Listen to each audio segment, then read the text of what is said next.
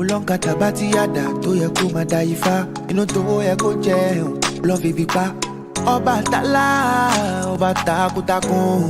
Ṣàngó Èṣù Ògún Ọya Ọ̀ṣun.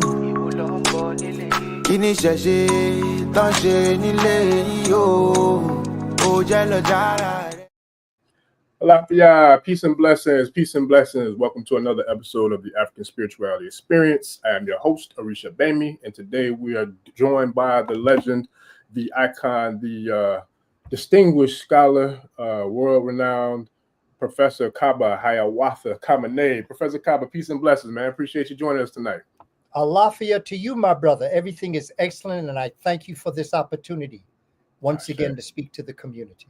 I appreciate it. That's what's up. So, man, I always love jumping back into the booth with you, man, because it's always a legendary conversation every time we do it. We still get comments and feedback, testimonials from the first time we did it, and each time we did it after. So I'm looking forward to see the impact that this one will have on the people too, especially now with all the things that's going on in society, and the critical shifts that I see. And it's a lot of symbolism going on with a lot of death to the old and birth to the new. So with that, I figure it wouldn't be nobody better to have that conversation with than you. So I definitely appreciate you taking the time to join us today. Not to mention all the time you spent with me since like 2016, 2017, man, since I first got the opportunity to chop it up with you and meet you and really, work with you. So I give thanks for all that, for all these years. And I'm looking forward to making it do what it do. Yes, man. No doubt about that. Yes, sir. Looking forward. So with the let's go with this situation with the Vatican. We see that there was a transition recently. The Pope, I guess, transitioned. I think Monday, and it's funny because that part's not funny. But what is funny is that I think you had just put that live up on IG about Easter. The origins of Easter. Yes. And I was having a conversation with my moms and telling her about the symbolism. How the all the holidays are really based upon pagan origins, but you know what I mean. They do what they do with them. They flip the script. So with that, what do you think about that with him transitioning, and then the Queen passed away a few years ago? That's like two arms of this three-headed monster that we're seeing, running amok across the globe. What do you think that means in regards to like where the planet's going as far as elevation and also like the symbolism between the holiday and what that particular person represented to this system that we live in? Well, for me, I think that the key thing that we as African folk, in particular, have to begin to develop is an understanding that most of, if not all, that exists came from us. As I said in the Instagram Live, I don't have a problem with any holy book. I don't have any problem with the religion. I have a problem with the interpretation. When Indo-Europeans returned from the ice and came in contact with the melanated people of the southern lands, fundamentally Africans, but melanated people, they did not have what the people of the South had had uninterrupted for thousands of years. And so they latched on to the civilizations of Africa, from whence all things came, including human life. But in many ways, they warped the writings. I can take any of the holy books, and I have studied comparative religions, and I have many of the holy books, be it the Abrahamic religions, Buddhism, Confucius, Zen Buddhism, Zoroastrian. So the challenge we have is not throwing the baby out with the bathtub, not just the bath water, the bathtub. And sometimes in our being mistreated by the people who claim to have developed these religions, we repudiate it. And what I say is to understand that they have contaminated a beautiful story, which when you go back to it, all of them come out of the Assyrian drama of Kush, what we today call Sudan, Ethiopia, Eritrea, Djibouti, places like that. I can show you where the Old Testament and the New Testament came as it was copied from the walls of ancient Egypt, the papyri of our ancestors. I can show you that. Through the utterances on the pyramid text, the coffin text, the book of the coming forth today by night. And that this is what I do in the book Spirituality Before Religions. And so what we have to do, I think, is to interpret it from its as best as we can. Because our minds are not connected to the same computer that our ancestors who wrote it were. And so what we have to do is lay the groundwork and do the best that we can. And under those conditions, I want to thank Dr. John Henry Clark, Dr. George G.M. James, Dr. Drusilla Dungy Houston, Professor John Henry Clark, if I haven't already mentioned his name, Dr. Amos Wilson, Dr. Shashi McIntyre. What I'm saying is that every ancestor in every generation does the best they can with what they have. William Leo Hansberry back in 1923, the brother I wrote my first book on, he did the best he could with what he had. In fact, he took it to the next level. He did things that had not been done before. He taught his students about Ethiopia, and they drafted, the artists that were in his class drafted maps. They drew maps according to what he spoke of.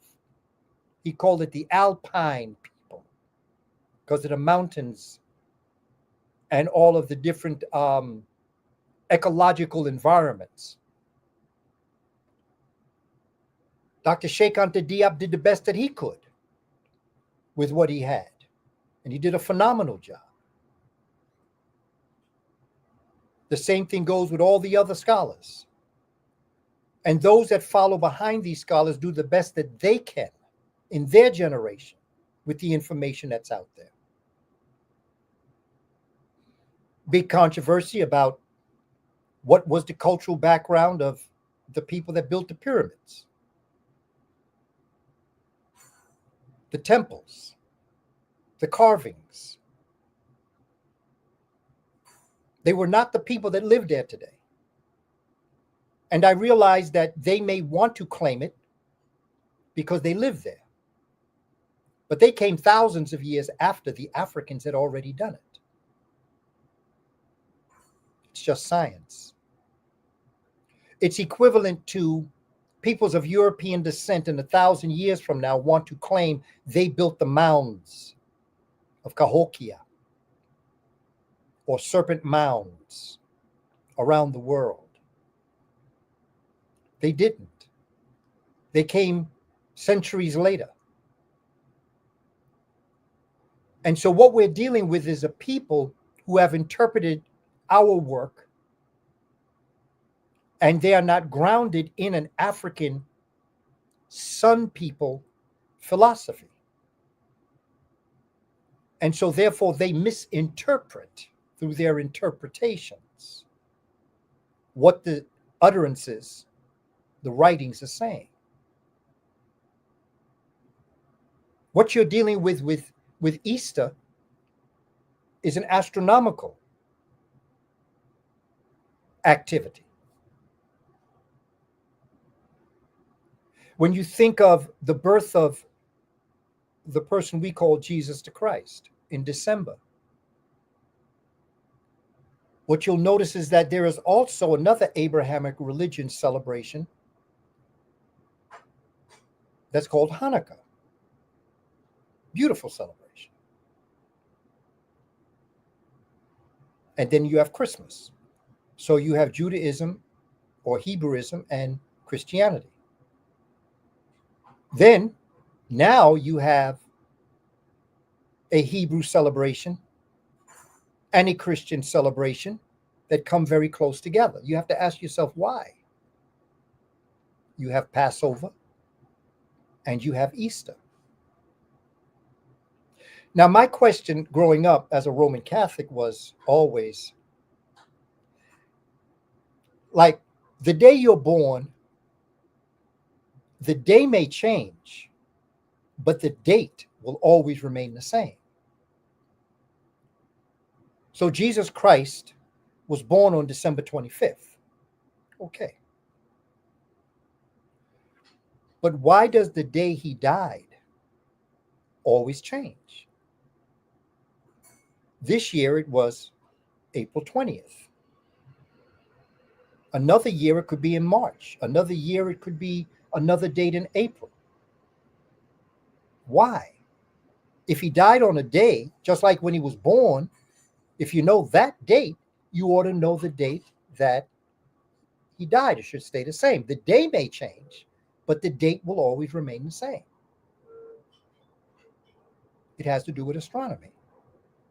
The Passover, astronomically, is when the sun crosses over or passes over the heavens, and at a certain point, it is crucified. In other words, that's why you have the sun, the symbol of the sun in the middle of the cross many times. It's astronomical. We also have the Easter Bunny. So why would there be an Easter Bunny? What does the Easter Bunny and the Easter egg have to do with the celebration? Well, it has to do with the fact that you move into the constellation Aries, which is spring and rebirth. So the egg is born. The year is born in the egg when the sun is crucified in the heavens, and the rabbit represents regeneration, because all the jokes about how quickly the rabbits multiply. Right. Listen, so, it sounds like some subliminal seduction going on there too. And it's a beautiful story. But you see, our ancestors had no problem with that because they saw the act of a man and a woman in the embrace as a sacred activity. Yes, sir. And that, let's be frank, the feelings we get when we are in that, let's call it a clutch, is a godlike experience. That's why when we get to that moment of supreme exaltation, we call God's name. Oh my God. Yes, sir. Because we are recognizing. See, it's humorous, but it's very scientific. Yeah. Because what you're feeling is God. Because when a man releases his life liquids in the woman, he is performing the act that the cosmos did in panspermia. And when the woman receives that, and she then gets to that supreme manifestation of feelings, she calls upon the divine being within. It's a beautiful story. It's just that the idea of the male and female engagement was so horrendous in the ice. It wasn't the best feeling that Africans felt or the Sun people felt. And so as they moved through this feeling, this concept, the Africans created a story that was very open. It told a story of the beauty of reproduction and rejuvenation. Whereas amongst the ice people, it became something totally different.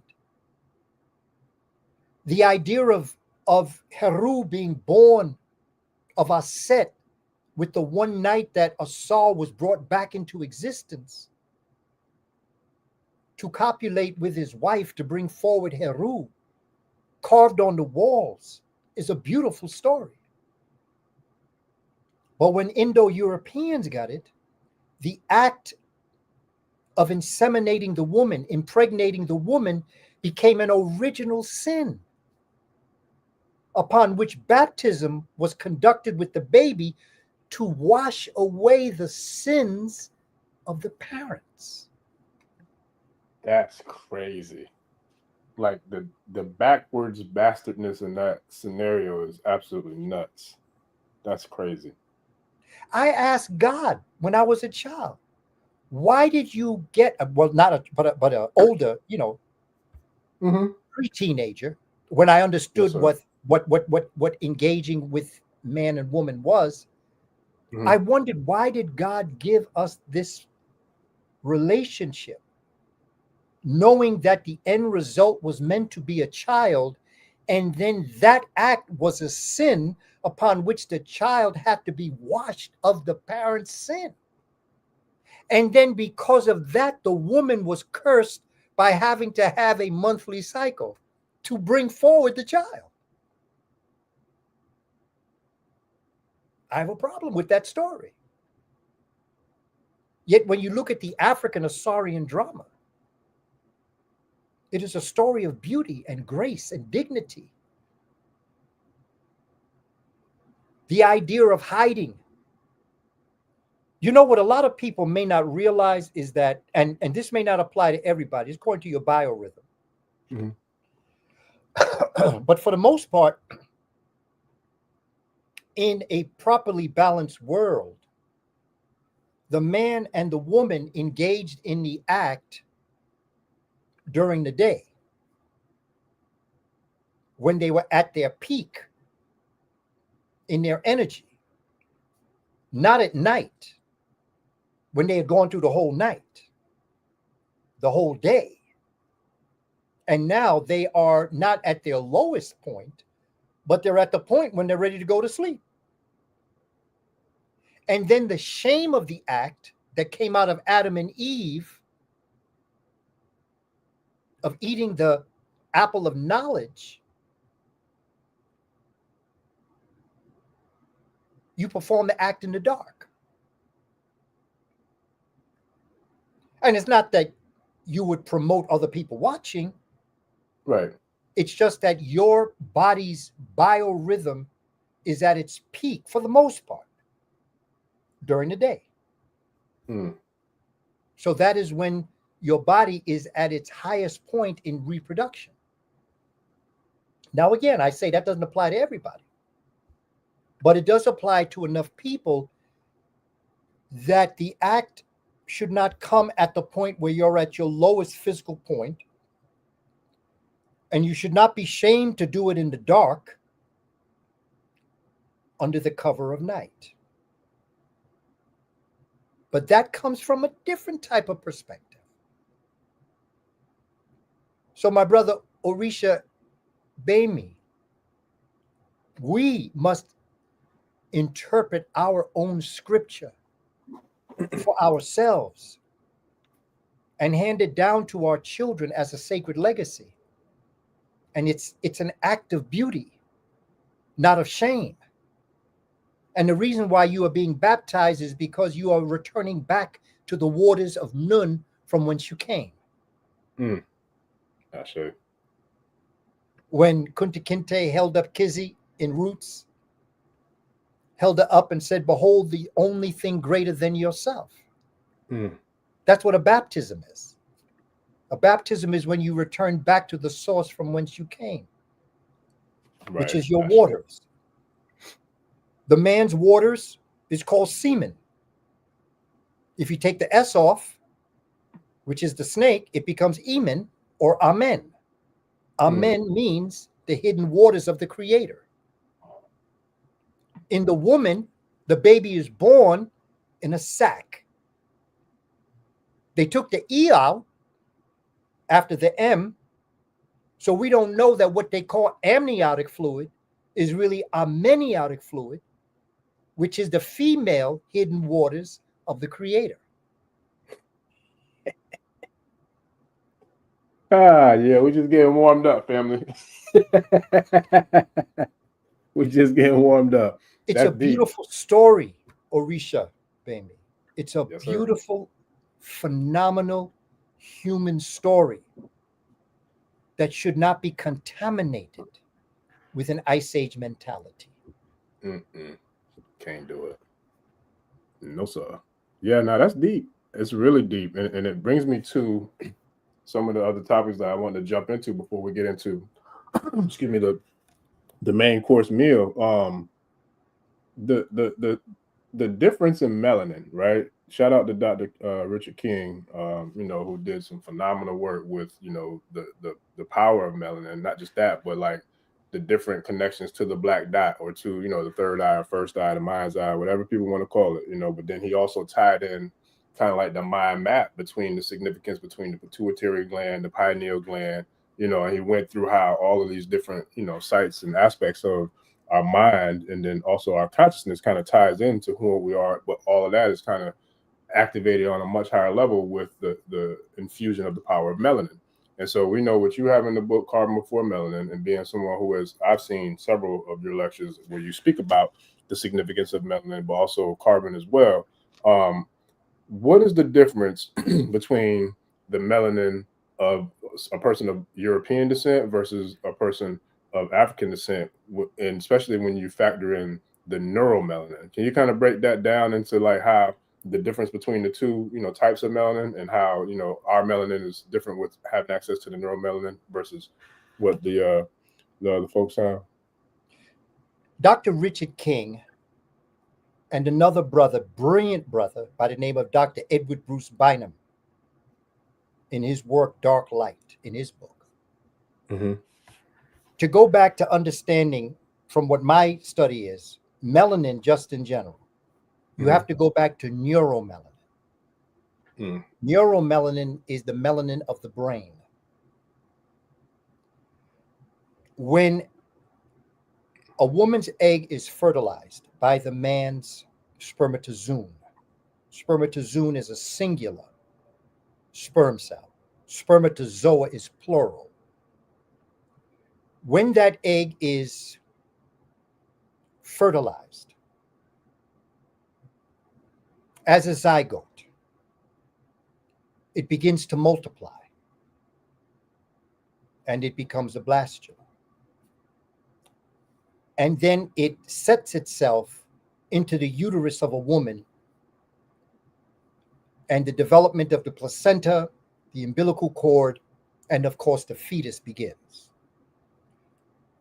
But what's important to understand is that when that egg is first fertilized, that cell, that single cell, that really is two cells, because it has the father's cell and the mother's cell both in there, begins to multiply. The life of that cell from its very inception has three levels to it. It has an ectoderm, a mesoderm, and an endoderm. The ectoderm is the outside. The mesoderm is the middle layer. And the endoderm is inside of the mesoderm. But in the ectoderm, it is rich in melanin. In time, that ectoderm will move within the cell itself. Neural tube, neural crest, all of that is created. And again, in my book, I I take you through the process to understand this. And what happens out of this coming in and beginning to multiply, you have this part of that cell that is going to become the brain, the spinal column, spinal cord, and it will become the gastrointestinal tract, your digestive tract. It'll become all of the organs and glands. But what makes that multiply like that is the neuromelanin. This neuromelanin now, as it begins to move across and become the fetus, and then it goes through its gestation of 10 months, because a baby is not 9 months, it's 10 months, it's 40 weeks. And 40 weeks is 10 months of a month of 4 weeks. The reason why they say 9 months is because normally women find out a month after they've been pregnant. And so therefore it's 9 months from the moment you find out you're pregnant. But the whole pregnancy takes 10 months.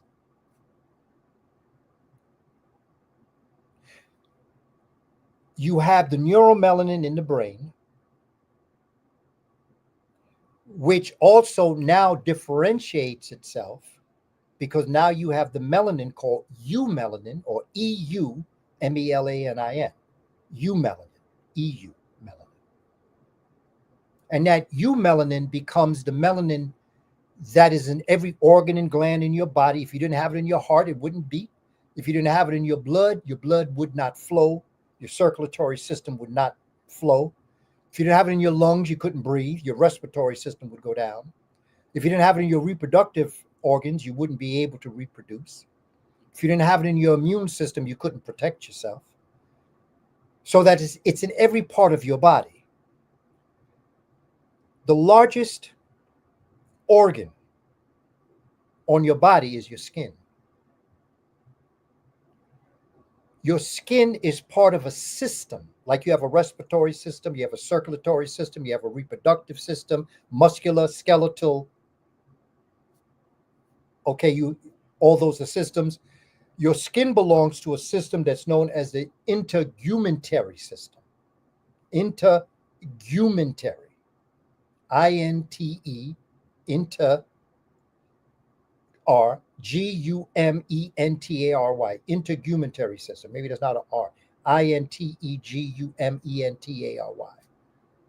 Google it. Don't believe me. I don't want you to believe me. I want you to study this for yourself. If you want a book that will take you to that point of all, because I have a whole list of books in my book that will tell you this. Okay. Now, with people of African descent and with people of Indo-European descent, or let's just say Europeans, there is no such thing as complexion. It's fictitious to say your dark complexion or your light complexion. There's no such thing as complexion. No such thing as being dark-skinned and light-skinned. The term you use is you're melanated or you're not melanated. You're pigmented or you're non-pigmented. Pigmentation is not a complexion and it's not a skin color. It is the pigmentation in your epidermis that tells you who you are. And we as an African people, now hold on tight to this, because of Africa being such a large continent, Africans from the very beginning, as they traveled in the continent before there was anybody else on the planet, before Africans went into Asia, Europe, or America, or any place else, when there was only life in Africa, we had different complexions. I shouldn't say complexion, should I? We had different pigmentations. I use these terms so that our community can understand what I'm saying, because some of us may never have heard pigmentation before, or melanation. We use the term complexion or dark-skinned. We've never understood what the real terms are for us as a people. But we came in many different pigmentations, and our hair texture was different, because everything that deals with the organism, let's just use the human as an example, everything that deals with the human, we are what we are physiologically because of our relationship with the sun. Period. End of sentence.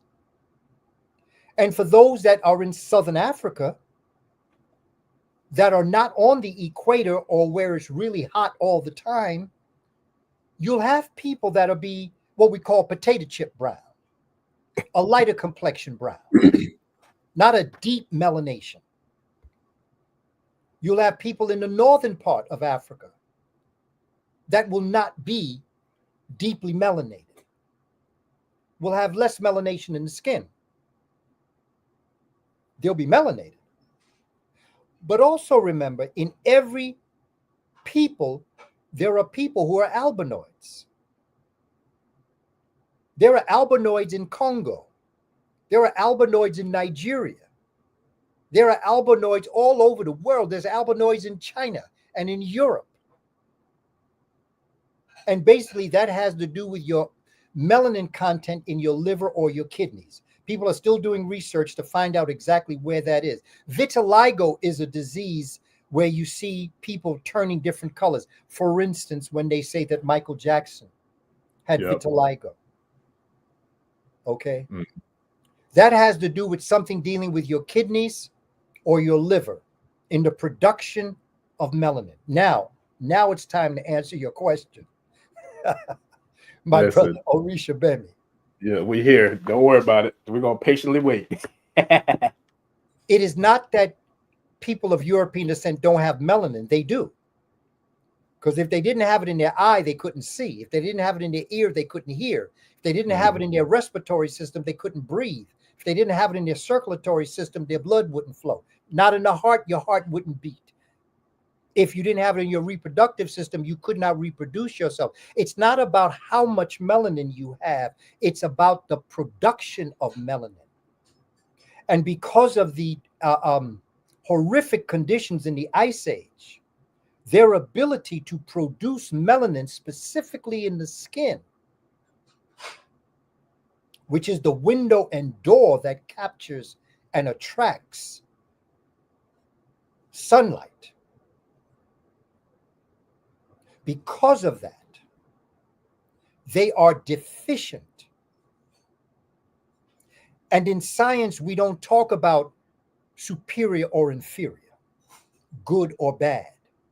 The scientific term is dominant gene or recessive gene. The more melanated your body is, the more dominant you are.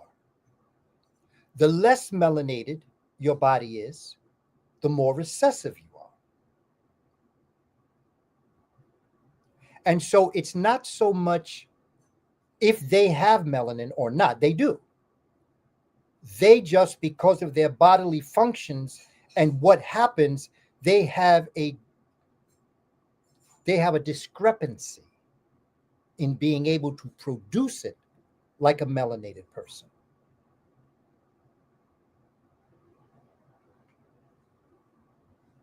Ashe. No, that's deep. And I was and prepared it's not for superior class or inferior. Because if being melanated was superior, why are we in the position we're in today?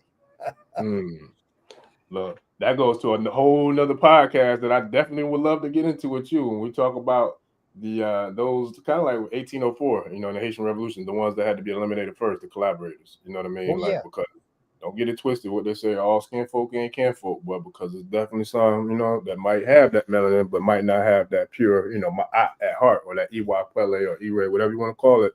They don't have that, so therefore, you know, they don't mind sacrificing their own because of selfish reasons, you know. So that's, I think, one of the reasons why we're in the situation we're in now is because of those types of beings. Yes, sir. So, yeah.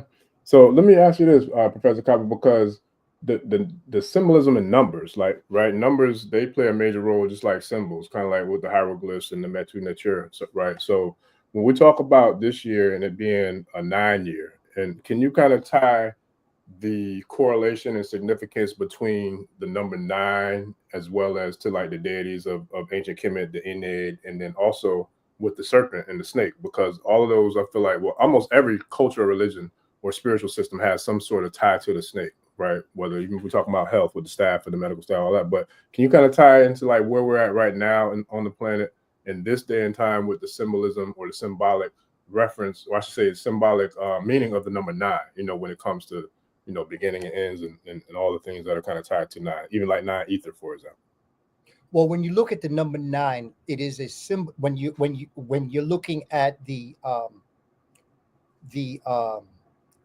number system that deals with the 9, okay, from 0 to 9, the number 10 doesn't exist. The number 10 really represents one set, 0 left over. So you've got your set of 9, or really 10 when you stop and think about it. If you start with 0 and end with 9, you have 10 numerals. But 10 isn't 10, as we would think. 10 represents one set of 10 and 0 left over. Okay. Musicians and dancers, they live in the base 4 system. Okay. They count 0, 1, 2, 3, and then they have one set, 0 left over. What is 5 in the base 10 system becomes one set, 1 left over. 6 becomes one set, 2 left over. In the base 10 system, you have 0 through 9, one set, 0 left over. 11 is really one set, 1 left over. 12 is one set, 2 left over. When you get to 20, it represents 2 sets, 0 left over. That's deep. 21 is 2 sets, 1 left over. 22 is 2 sets, 2 left over. 30 is 3 sets, 0 left over. 31 is 3 sets, 1 left over. So what you're dealing with really is that, like when let's say I pass a sign, you know, with this lotto, where they give you those two, the mega number and the other number. Well, what I do is to keep my mind mentally fast, is I add them both together. And so let's say both of them, just for simplistic sake, right? Let's say both of them are 111 million. Okay. I add those two numbers. Okay. My bad. Let me go back. 1 million. Wait. Okay. Let's go with 11 million. Okay. Let's stick with 11 million lotto. Both of them. I add them both together and I get 222 million. But I can add the 2, and the 2 and get 6. No matter how big the number is, you can always bring it down to the base 10 system. That's crazy. Just try it sometime. Yeah. When you pass that sign up there, I just did it for simplicity's sake. I'm doing it in my head as you standing. I'm trying to make sure, like, okay, am I getting this? But nah, that's deep. That's add all those numbers. No matter how big the number may be. Right. You can always break it back. That you can always add and add and add and get back somewhere between 0 and 9. Oh man, listen. I got so many things that be coming in my head, like the questions that be coming. I know we still got to get to the main course meal, but listen, It reminded me when we was in Miami in the shop that day after the event, and when you was going in for like 12, 13 hours straight. I'll never forget that. And you was breaking down how numerically, like how the angles and like how the pyramid like resonates. I mean, how it equates to even numerology. I was like, yo, this is nuts. But that's deep. That's real deep. Like for real. Like that's deep because we look at everything that we've been taught here has really been purposely the opposite of what we should have been doing, or learning. Like even for example, learning education, being taught outside in nature versus being in the classroom where we don't have access to the sun, right? All those things like play a major role in who and what we are in our culture, like how we thrive in regards to that. So when it comes to like where we are now, we talk about this thing. I want to ask another question, but I don't want to go too far into it because everything you just said, it reminds me of like how you calculated the ancestors, the number of ancestors that we have. You know what I mean? And even like with the grand unified theory that, you spoke about with the video with you and Dr. Gabriel was Igbo about the grand unified theory of how you broke down how even God, like the universal prime creator itself, is broken down numerically. So it was like, that's extremely powerful, like extremely powerful. Absolutely. Even divination. And what I'd like to do is just go back to your original question about Okay. the 9 and the times that we're living in now. Gotcha. The number 9,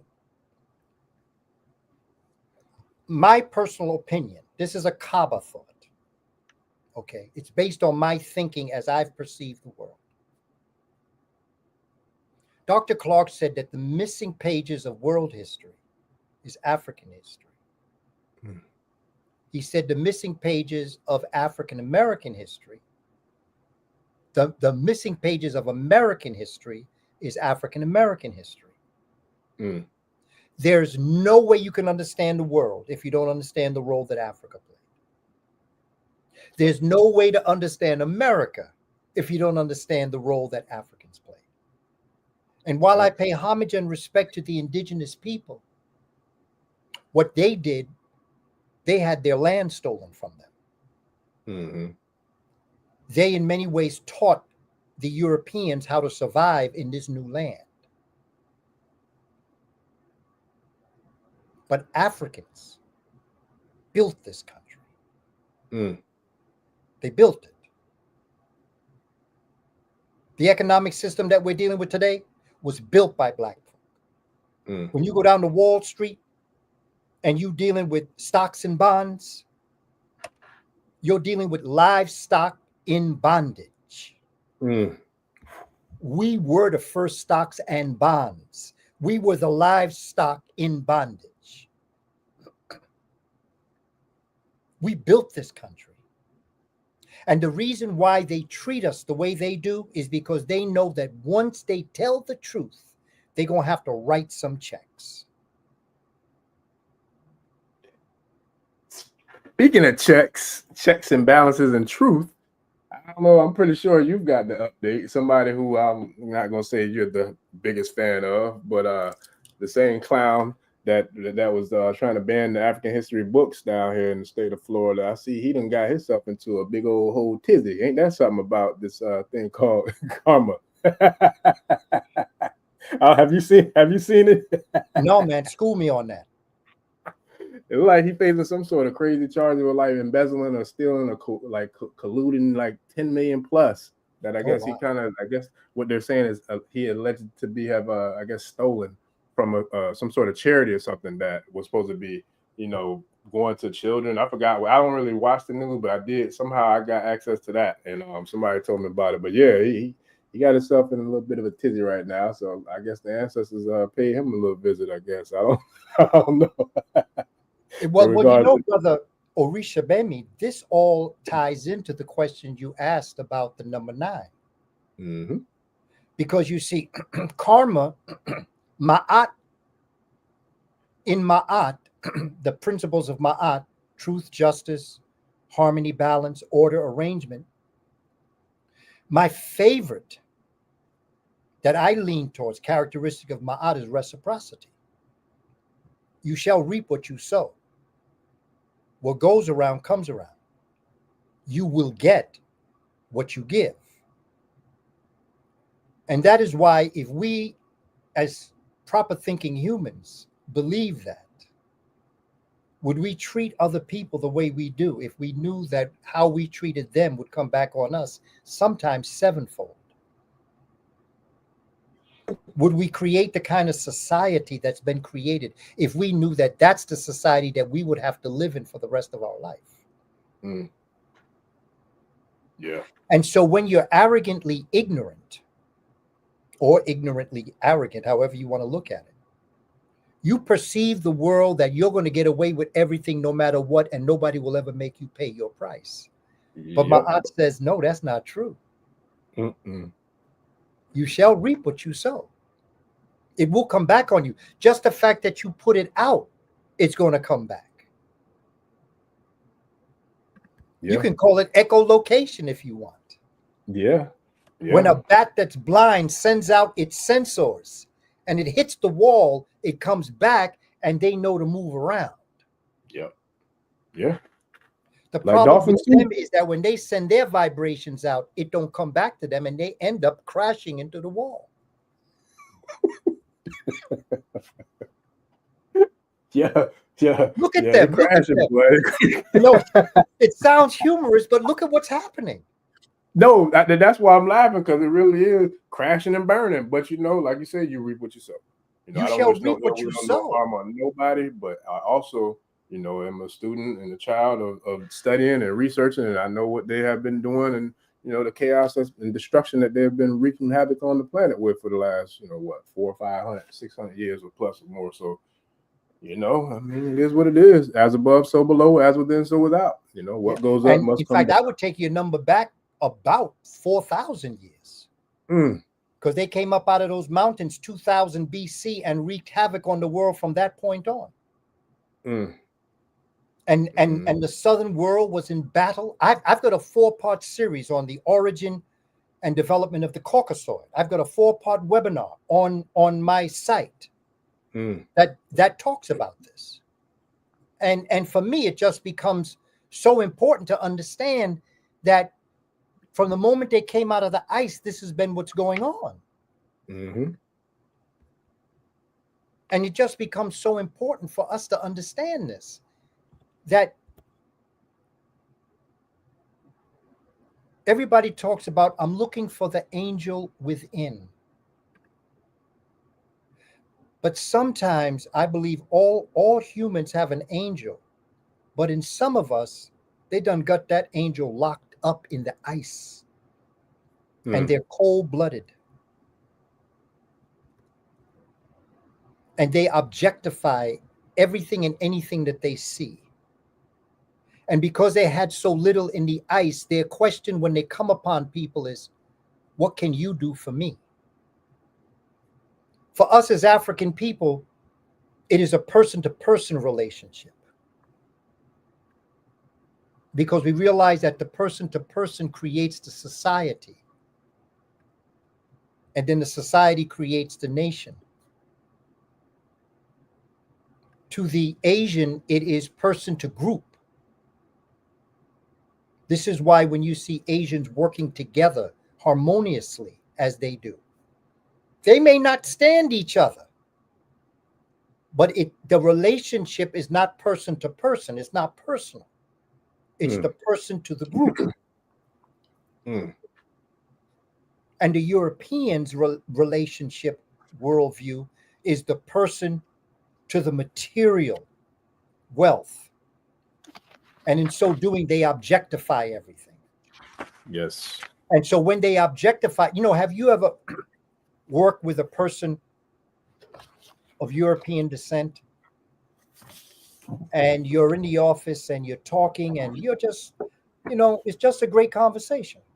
They talk about their children, you talk about your children, and everything's going well. And then you go out to lunch and you see the same person coming towards you. And they walk past you like they don't know you. Yeah. Yep. I've seen that and had that happen many times before. Yeah, and see, I don't take it personal. Me either. Because I know that they objectify everything. When they're interacting with you in the office, it's like they're interacting with a chair or with a table. Yep. There is no human contact like with black. And see, that's why we take it so personal. Because we feel that they passed us because, okay, they could have other reasons why they passed us. But for the most part, the reason why they passed you is because they see you as an object. They see their women as an object. And if women don't see what they're doing right now, then you missed the boat. That part. Because they done told you what they feel. Yeah. Let me tell you something else that's happening as it relates to my book on melanin. And I told people this. The United States government is now finding a way to pay women $5,000 to have children. I just heard that In the New York Times. Google New York Times. I just heard that today. Okay. I just heard that. This came out the day before yesterday. New York Times. Wow. They're doing it across Europe. You know why? Because their numbers are dwindling. See, all this time, everybody thought they were the majority. But their numbers are dwindling. My study on this, I'll give you 2 books to read. One of them is called The Birth Dearth, Birthdearth, by Ben J. Wattenberg. Don't believe a word I say. Just check this book out. Birth Dearth. The other book is The Death of the West by Patrick Buchanan. He ran for president one time. Staunch Republican. And he's telling you their numbers are dwindling. Do you know they are paying couples money in Europe to have children? Because it's called DINK. D-I-N-K. Double income, no kids. Do you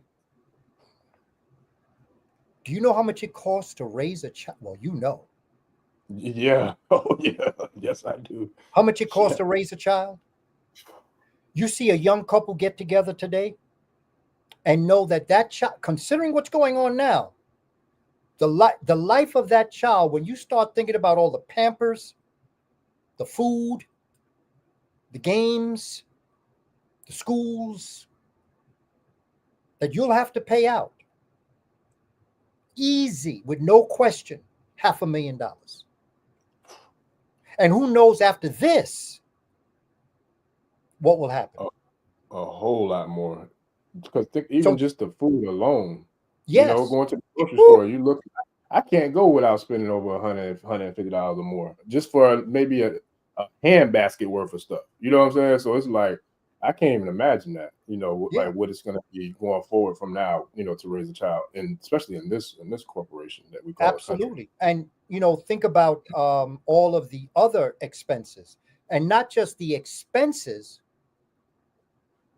but think about all of the things that you will have to pay for that you didn't have to before, like health, like leave for mother's leave, father's leave. You won't get it anymore. Think about Medicare, Medicaid. And that is because they need to have children. And this is the problem with the challenges with people coming from other countries to this country. And you see, I'm always very concerned about calling them immigrants, because the people of Central and South America originally were here before they were pushed south by the Europeans. Because remember, before it was New Mexico, it was Mexico. And so it becomes important to understand who the real illegal alien is. According to who you ask, who the illegal alien is. Shout out to Outcast Extraterrestrials. You know what? And before I forget, shout out to my mentee I was telling you about, man, young King Sirius, man. Shout out to him. Very, very excited to work with this young king. And then just to look at the irony of his name and how powerful it is, man. Like in this day and age, in this time, I got to share with him a little bit about the significance about it. He knew what it meant that it was a star, but I got to share with him like how significant it is, you know, to us and our culture. In fact, I sent him the link to your video, the first one that I learned, you know, when you broke it down that Black people come from Sirius. I sent him the link to that one, and so he was loving it because he got to see like the significance behind, you know, his name. So it was powerful. So shout out to him. But real quick too, when we were talking about how I would feel like the distortion of how we see things and it's beautiful and we embrace it, whereas the people who came from the mountains see things and they make it all about destruction.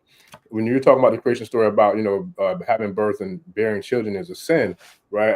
I was studying some of Dr. Frances Cress Welsing's work, and she broke down like the symbolism with even like just the phallus, how they took that and, you know what I'm saying, and created that to make it look, you know, that's where the gun came from, the concept. And then even like the bombs, the missile with the erect penis, whereas we use it as the phallus, like a Tekkenu, they use it as a bomb. So can you kind of tap into a little bit of how that? Well, you know, back in the day, I worked with Dr. Frances Cress Welsing, dealing with children and curricular development, because she was a child psychiatrist. One of the most brilliant in the country. Oh yeah. And I used to share my work with her. And she would enlighten me as to how I could add things and take things away. So my curriculum that I've developed over the years, I always went to those whom I respected. Dr. Asa Hilliard, Dr. Amos Wilson, okay, Dr.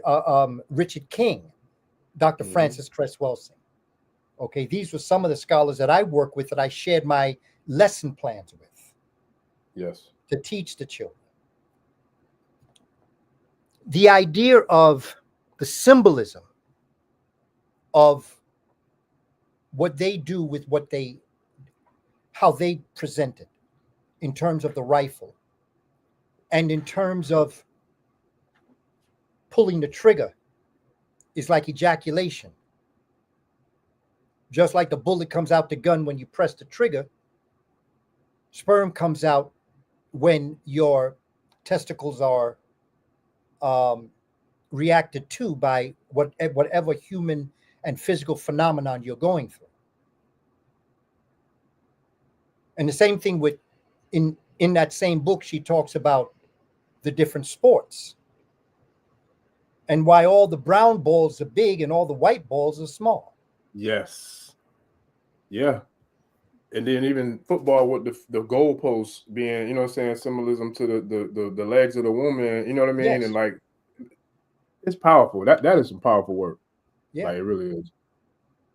So as we move through this is why I think that, you know, with your student that you're working with, Brother Sirius, and the younger brothers and sisters that I am working with, what I always tell them is, I'm right, but I'm not accurate.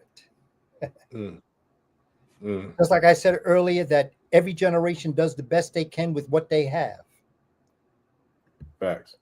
I believe I'm doing the best I can with what I have, but the younger generations are going to make it better. They're going to have more information, but the more information they have is because they stand or they sit on our shoulders. Yes, sir. Just as what the work I do is I'm on Dr. Clark's shoulders. Dr. Clark is on Arturo Schomburg's shoulders and William Leo Hansberry's shoulders. And so it becomes important that we realize that every generation takes this knowledge and wisdom to the next level. And this is why the crackdown is so severe now, because now they know it's over. Your time is up. At least as it relates to the American hemisphere, you've had a little over 500 years to get this right. Didn't do it. And you know, when you stop and think about the Bill of Rights, and then you think about all the amendments to the Constitution, there's more amendments than there are actual citations of what the rights humans have. Now you know you're in trouble, because what is an amendment? An amendment says, I'm amending a mistake I made. So every amendment really is a correction of an error of the original document. And so it becomes important that we look at, like for me, they say, you know, that they're not following the Constitution. Well, as a black man who was not represented when the Constitution was written, I want the whole thing written all over again. And they say, oh, you can't rewrite the Constitution.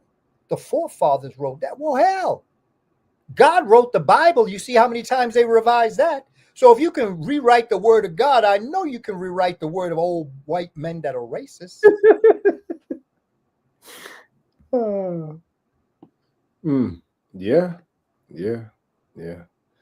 Yeah. Well, but you know, but that goes back to the significance of our ancestors, man, and you know, shout out to you and all the work that you've done. That I've you know, standing on your shoulders, you know, working with, and that goes back to things being written in stone. You know, we talk about the Shabaka stone. You know, oh yeah, on the Shabaka stone, of course, all the stones that it took to create ancient Kemet. You know, it's all the history is written in stone, and you're not going to tear down them walls, and you ain't tearing down them monuments. I can tell you that right now. So it's like you can deny the lie, but you can't hide the truth.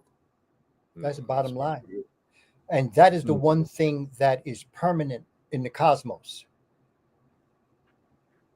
You know, Yes, and that is what Dr. King meant when he said that the arc of the moral universe sometimes is long, but it bends towards justice, towards ma'at.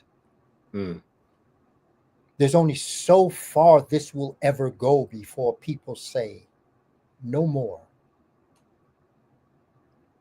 And it's so interesting that in their arrogant ignorance, they have yet to realize that every civilization that Indo-Europeans have created have lasted no longer than 500 years. Starting with the Persians in 525. 525, they went into Kemet, took it over. By 332, the Greeks overtook them. Then 332, Greeks were in there in Kemet. By 30 BC, the Romans were in there.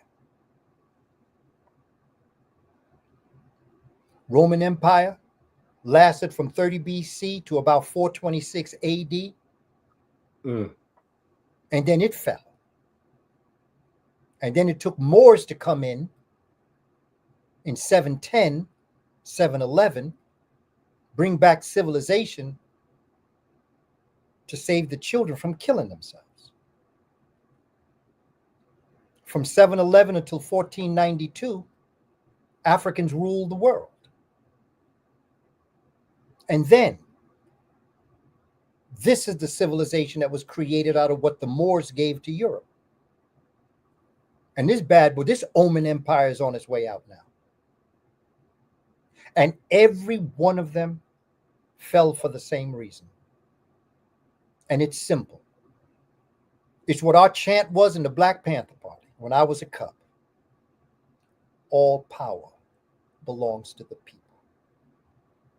And when you have a select group of people running stuff in their own interests and not in the interest of the people, it will only last but some level of centuries before it topples. Facts. That's real. That's history.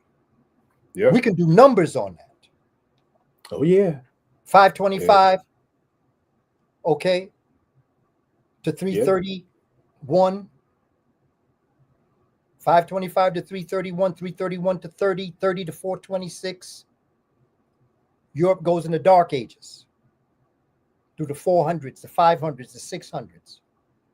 Visigoths and Vandals are in Europe, Spain, Portugal.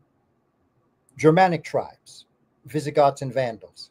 The Ostrogoths, cousins to the Visigoths, they go into Italy and down the Italian boot, go across into Greece. Africans see them over there and they say, oh no, that's not going to happen. That's not going to happen. So the Africans send in a reconnaissance team led by Tarif. Tarif comes back, reconnoiters, tells his general Tariq what he sees. July 7/11, Africans go right into Spain and Portugal and take it over. It's called preemptive strike in military science. Before you get here, we're going to go there. So from 7/11 until 1490, and then you see what happened was that they expanded out into other parts of Europe. But they were repelled. But not only were they repelled, they really didn't want to be out there because it's too cold.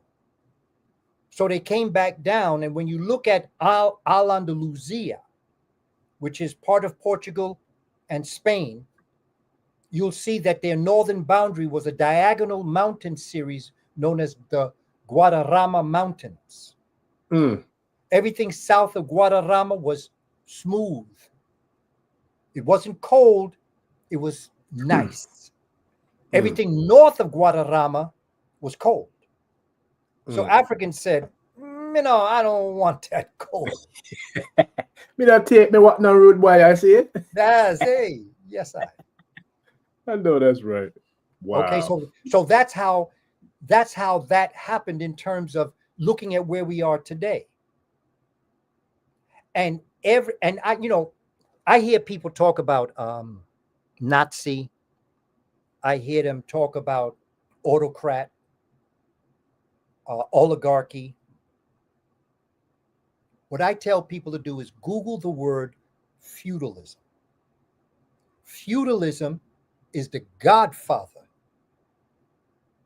of all of these different systems that have been created. They're all the same. You know how they said in The Exorcist, when they were talking about the multiple forms of the devil, and the elder priest told the younger priest, no matter how many manifestations you see of the devil in that room, there's only one devil in the room. They may come to you. They may come to you like your mother.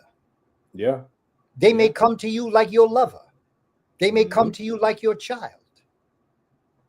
But no matter how they come at you, there's only one devil in that room, and they're going to come at you with what they believe most best pleases you.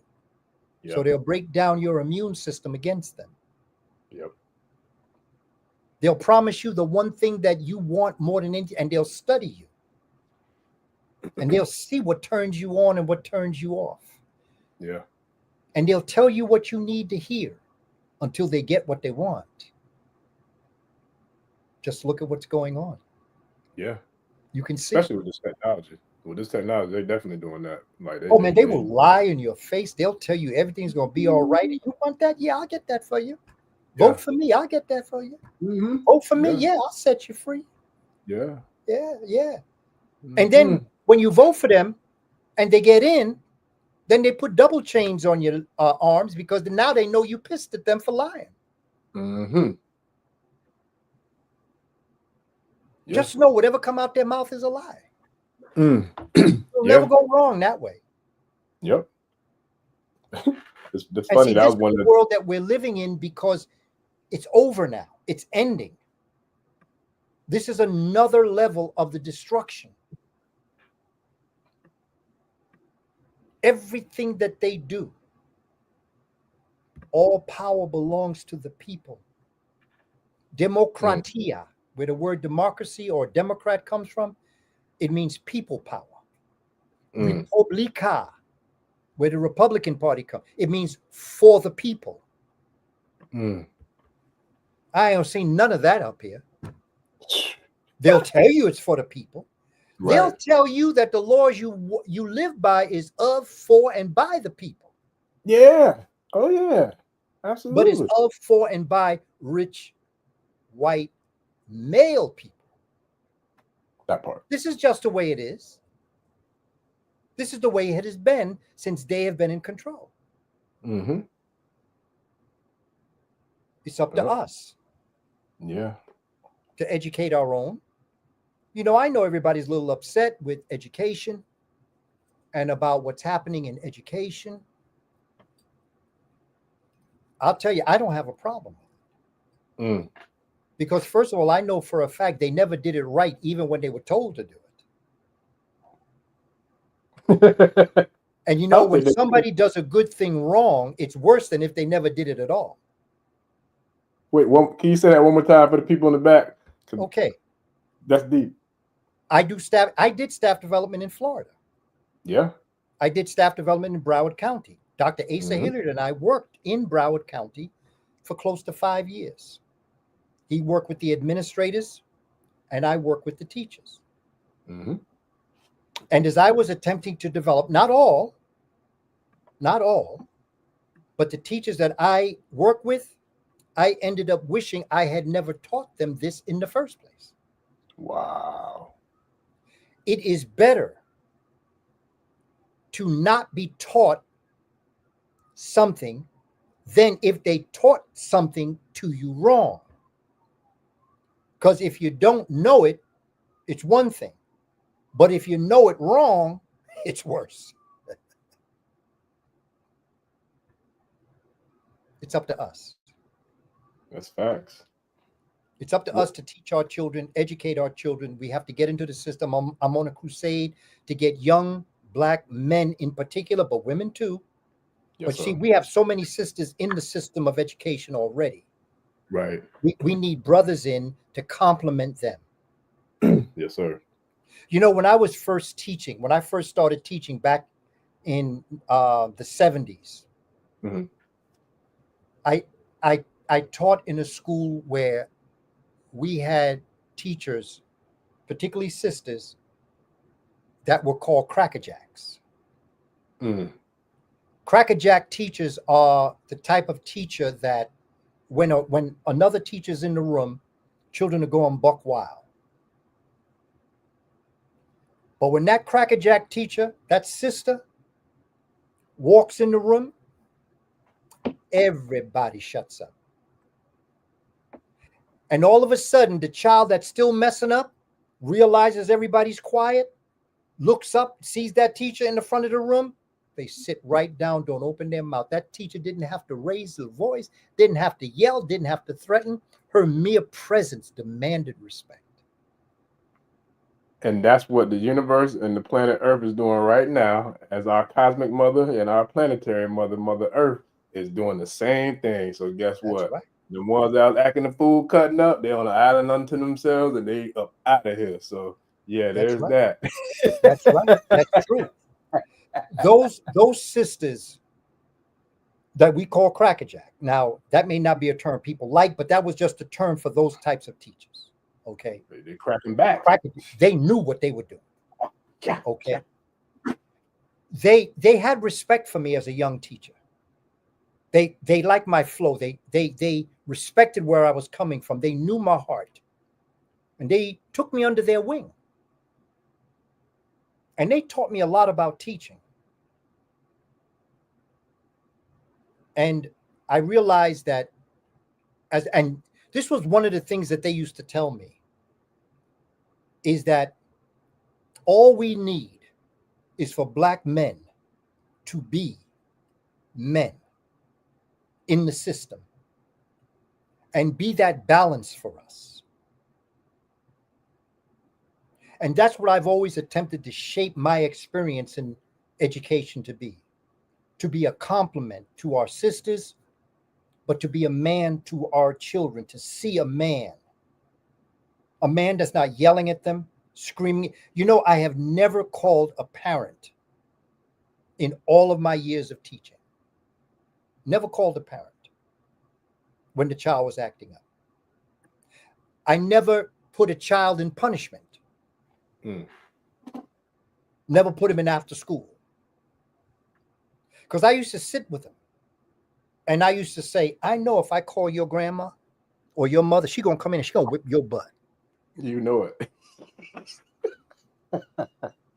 I know that if I give you demerits and you have to go to after school, there's something I'm doing when someone else besides me, as your teacher, needs an outside force to get you right. I'm preparing you to go to prison. Because if the reason why you obey what I say is because I'll call your parent, or because I'm going to put you in after school. I'm teaching you to do the right thing because you're afraid of what will happen if you don't do the right thing. You need to do the right thing because it's the right thing to do.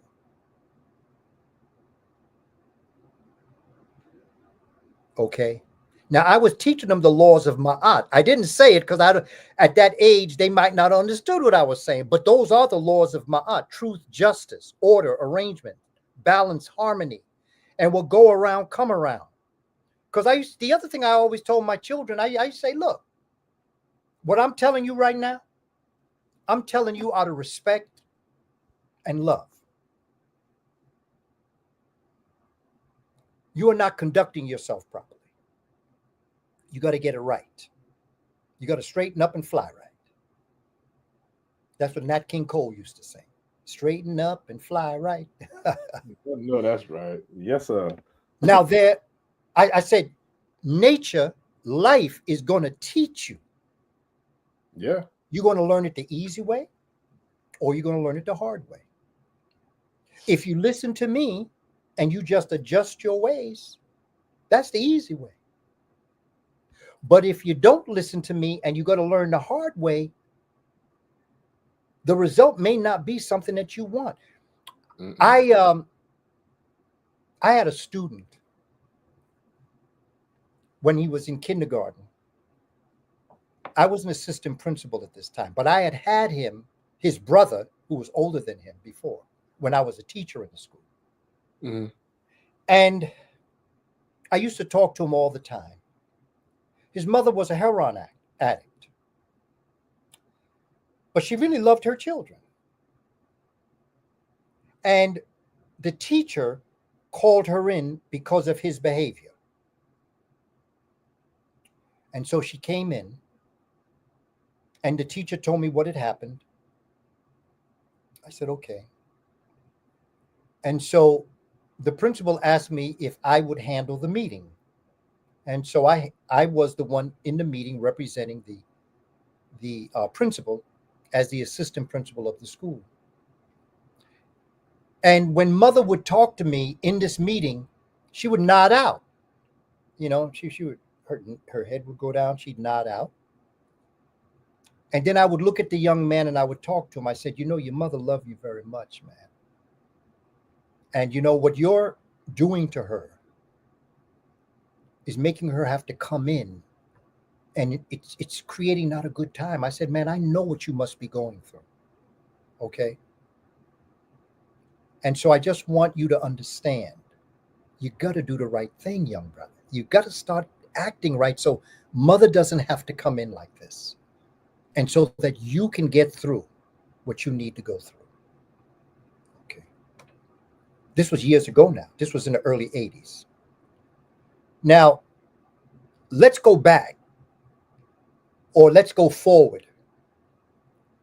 And I'm downtown Manhattan, and I hear somebody scream my name. And I turn around, and here's this student. He's like about 22 now.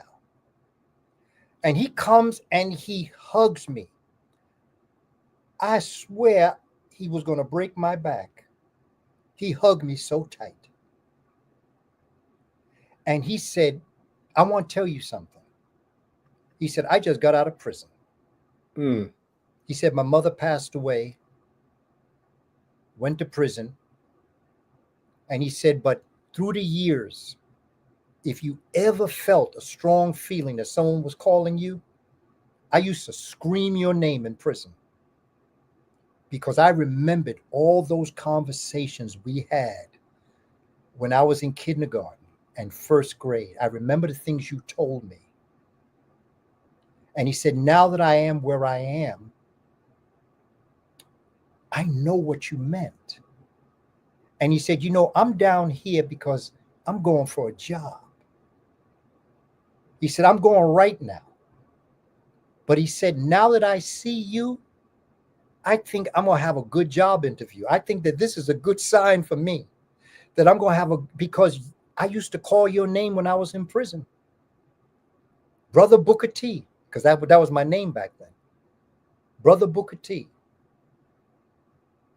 This is what we're facing in our educational system. And as a brother that was a teacher, as a brother that was an administrator, as a black man in front of those black children, I represented something.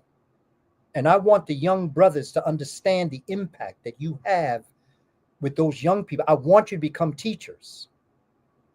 I want you to carry the legacy of showing what black men can do when they're on the right track. You need to compete with the gang members, because that's who they see. Because gangs are created in the hallways of middle schools. Because in middle school is when all of the roughnecks get kicked out of class, and they're all in the hallway and they're all in a line. I know, because I was in middle school and I see them. And I used to bring them all into my room because it was better than being in the hallway. Because I knew that those same students would go to their zoned high school. And in their zoned high school is when they search for them. They search for all the disillusion, and they say to the young, hey, man, meet me in Popeyes or meet me in McDonald's. Are you hungry? Yeah, I'm hungry. What you want? I want Big Mac. You like fries? Yeah, I like fries. Supersize it. Okay, you like these sneakers? Oh, yeah. Okay. I got you. Take them to the store, get them sneakers. That's the gang leader. Yeah. But you know who that gang leader is to that child? Daddy. What that gang leader did is exactly what daddy does to his son and for his son. Feeds him, clothes them. And out of that comes the legacy of devotion. That's it. And this is why some of the most powerful people in our community, the two greatest organizations in the black community, is the gangs or the church. Because the gang leader is as much a pastor to his flock as the pastor in the pulpit in the church. Maybe different agenda, same procedure. Same influence. Exact. That is profound. It's so simple but so powerful, because I've never saw or heard that concept put together like that. But that's exactly what that is. That's dope. Because they both. I was there in the Bronx, man. Yeah, influence. You seen it. You seen the real. Oh, I walked the streets. Bumpy and I all that. associated with the gang leaders. I knew them. That's how I know what's going on in the street. Yeah. Yeah. I grew up in a project. My backyard was Hell's Kitchen. My front yard was home. And either way I went, I saw certain things on the street. And I think that is what I bring to the teaching experience, because I have room to understand the dynamics of what's happening in our community. It's not it's not black or white, it's gray. You have to understand that when a child comes into your classroom and is acting up, one of the first things I want to know is, did you eat breakfast? I saw it today. First thing I want to know is, did somebody beat you up this morning? I saw it today. It's gray, brother. It's not black or white. It's gray. Yeah. And as someone who has come from that background, that street, to understand in the project that I grew up in, and I think this was the greatest effect that Malcolm had on our people, because he was there. He grew up in a household where his father was dead, wasn't at home.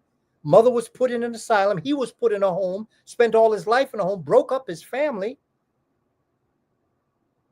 And he went through the trials and tribulations of a young black man in America in a far worse time than we have, but grew up during those times and was able to move through. I didn't quite have the life that Malcolm had, but I certainly have an understanding of what it's like to come from the community and to feel for our children. I remember when Heron came into the projects. I remember my friends that we used to always play now would sit off on the benches with groups of people that we didn't necessarily hang out with.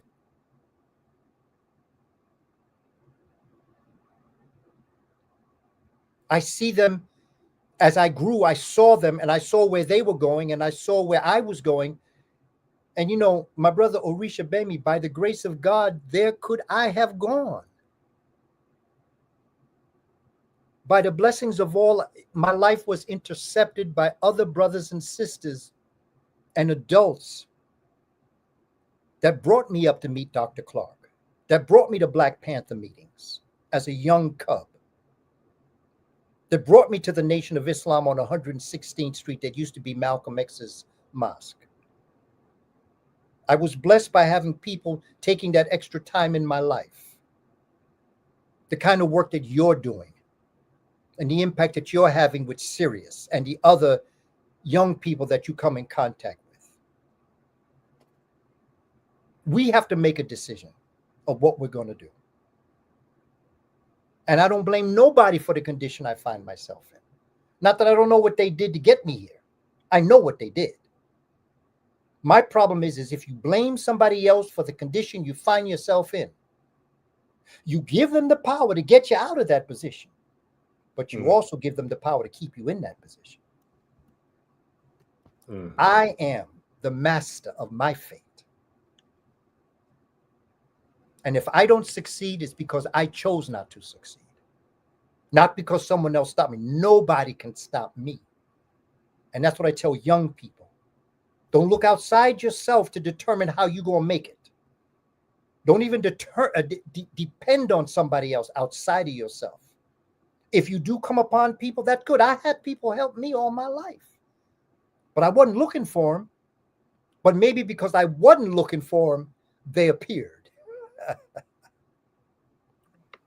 Ashe.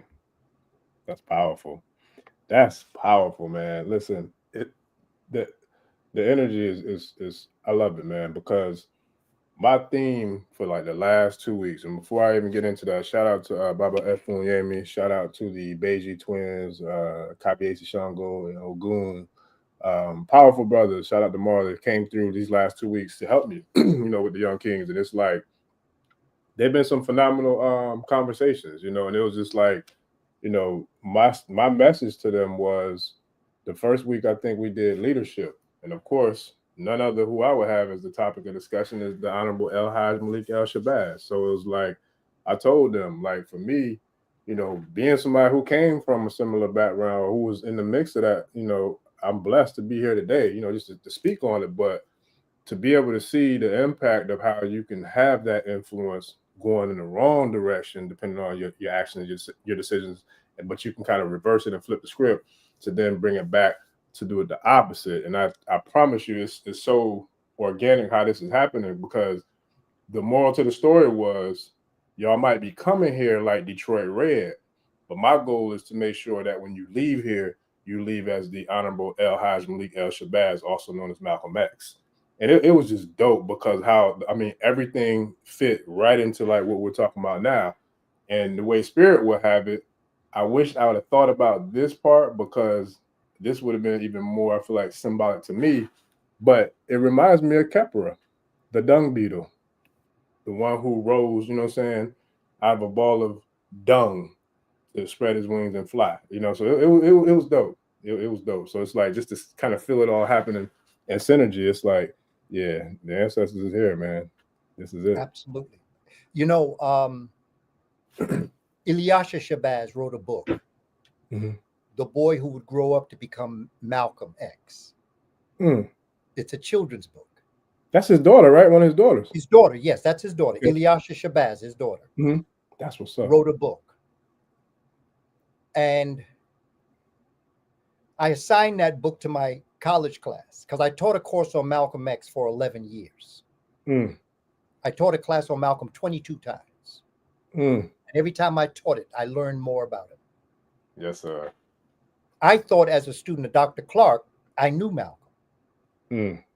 I thought as a friend of Earl Grant, who was Malcolm's friend at the end. In the movie, the brother that Malcolm hugs at the end, that's Earl Grant in real life. And Earl Grant used to come to my presentations, and I would go to his photograph. He was he was in the microwave technology. He was a scientist. Wow. And one of the things I do when I teach parents how to read to their children, the first thing we do is look at the back cover and the front cover. And why do you think that's what's on the cover? We do an analysis, a critical analysis of the photography or what the front cover and back cover look like. On the back cover of the book that our sister Dr. Ilyasha Shabazz wrote, she has a picture of a butterfly. And I always ask my students, of all of the visuals that she could have put on the book about her father as a boy, and the front cover of the book has this little handsome little boy looking up, okay, not at the book, but looking up. And on it looks like he's sitting on the windowsill. I don't quite remember the scene right now. I just know he's looking up, and I know on the back it's a butterfly. And it makes me think about what you said about Kepler. Why a butterfly? Why would it be a butterfly?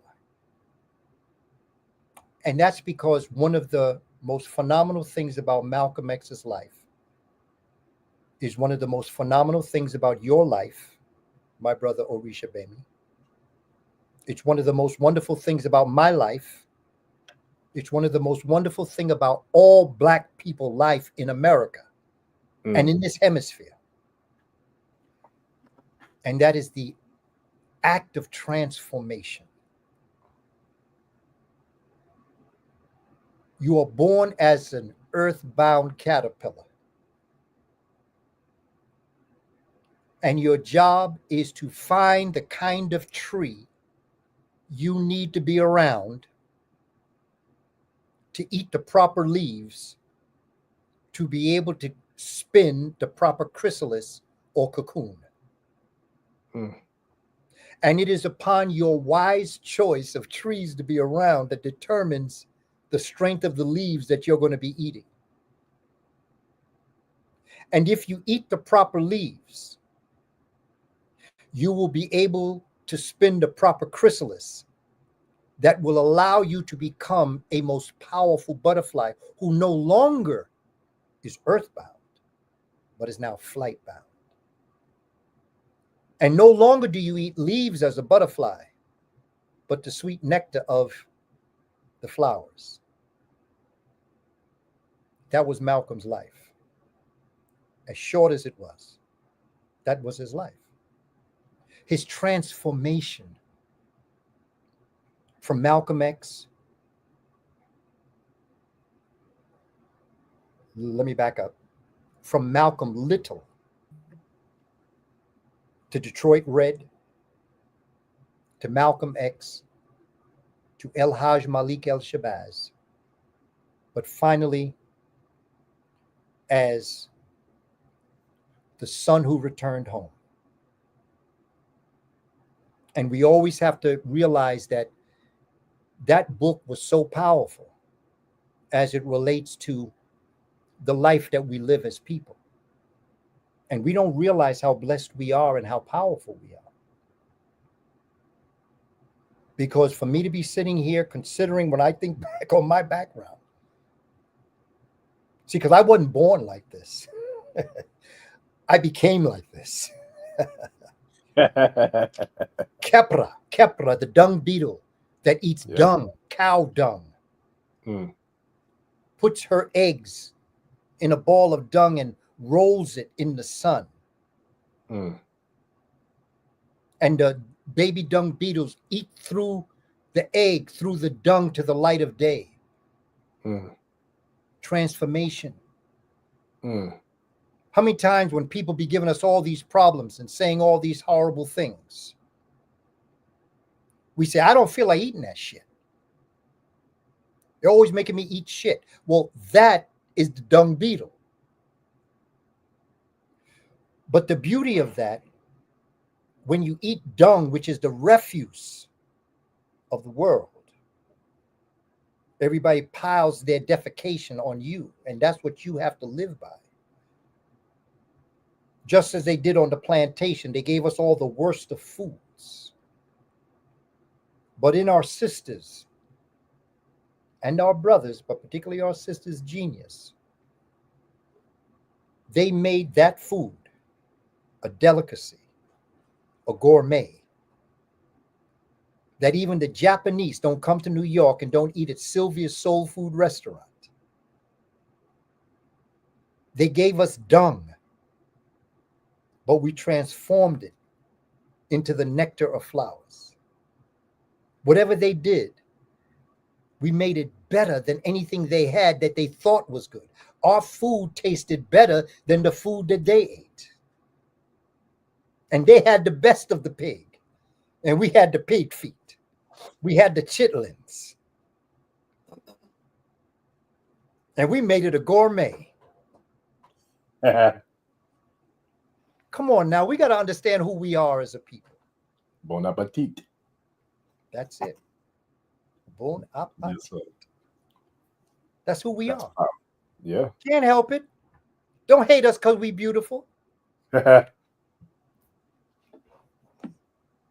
boy. Listen, say it loud. Kepra. Dr. King told us that your character is not built during times of comfort and convenience, but during times of conflict and controversy. The greatest lessons I've ever learned in my life was when I was having the most difficult times. The greatest things that I remember is that when you find your weakness, you find your strength. So don't always curse your weakness, because your weakness gives you a chance to find your strength. Because any weakness that you perfect becomes a strength. And it becomes stronger than your strengths before you strengthen the weakness. We've lived that all of our lives. And that's why they do to us what they do to us, or they at least try. Because you see, there's nothing they can do to stop this from happening. Bob Marley say, have no fear for atomic energy. None of them can stop the time. How long shall they kill our prophets while we stand aside and look? Some say it's just a part of it. We have to fulfill the book.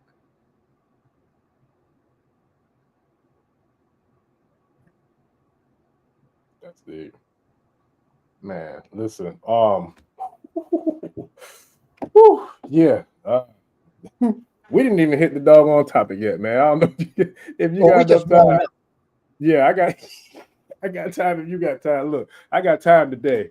Because there's a lot going on. There's a lot I got to say, but I want to bring this comment to the floor real quick, because this is something that I started out the show. Giving you homage, man, and just giving appreciation about the impact and influence on the channel. But yeah, Shakita, I think you might remember her when you think he was on her last time. But she said she wanted to give thanks, for the last show because of what the jewels you dropped about the symbols, and she said that it's kind of like really opened up a whole nother door and answered a lot of questions, and brought a lot of things to light, for her in regards to her life and her experience. So that's kind of like what I was referencing when I was like, the people still, the tribe still, showing love and appreciation from the first one we did, let alone each one after. So, I was like, she was like, at the end, she was like, nah, you put, I just came in, I thought I was going to sneak in. I'm like, nah, we got to bring them flowers to the floor, man. We got to let Professor Kaba know what it is. For sure. I appreciate that, Chachita. That's what's up. Because when doors open, we just come to realize, because we've always been in the house, the door just wasn't opened. And sometimes when somebody directs you to a door to open it, it opens, and you could probably say things that I can't, because my observing that book comes from my perspective. Your observing the book comes from your perspective. And there are so many answers to questions that we've had as a people, as individuals in our lives. This is our time. And I know for all that we're looking at, it may not seem like that. But this is our time. This is the anointed time for us as a people to rise. I've got good news and I've got bad news. The good news is Dr. King was right. We are going to make it to the promised land. That's the good news. The bad news is, in my observations of people's choices of priorities, a lot of us ain't going to make it. You got to be in it to win it. And this ain't no game out here. Nature does not accept excuses. Nature understands reasons. But the one thing I've come to realize is that life, when you're born, deals you a deck of cards. Mm-hmm. And your life are those cards. Mm. I have known people that have been given a very bad set of cards. Mm. And I've known people who have been given a very good hand in cards. I have known people that have been given a good hand and lost the game. Mm. I've known people that have been given a bad hand of cards and they won. So I've come to realize it's not the hand of cards you've been given in life, it's how you play them. That part.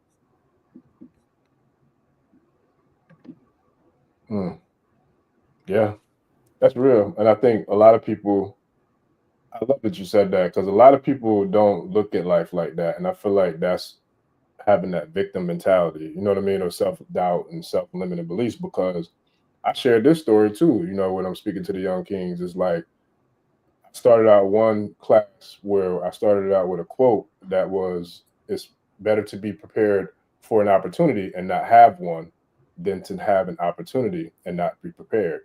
And I literally shared the story of how I got the opportunity to meet you, because I came all the way from Tampa down to Miami to the event at down at, I forgot, with brother Khalid.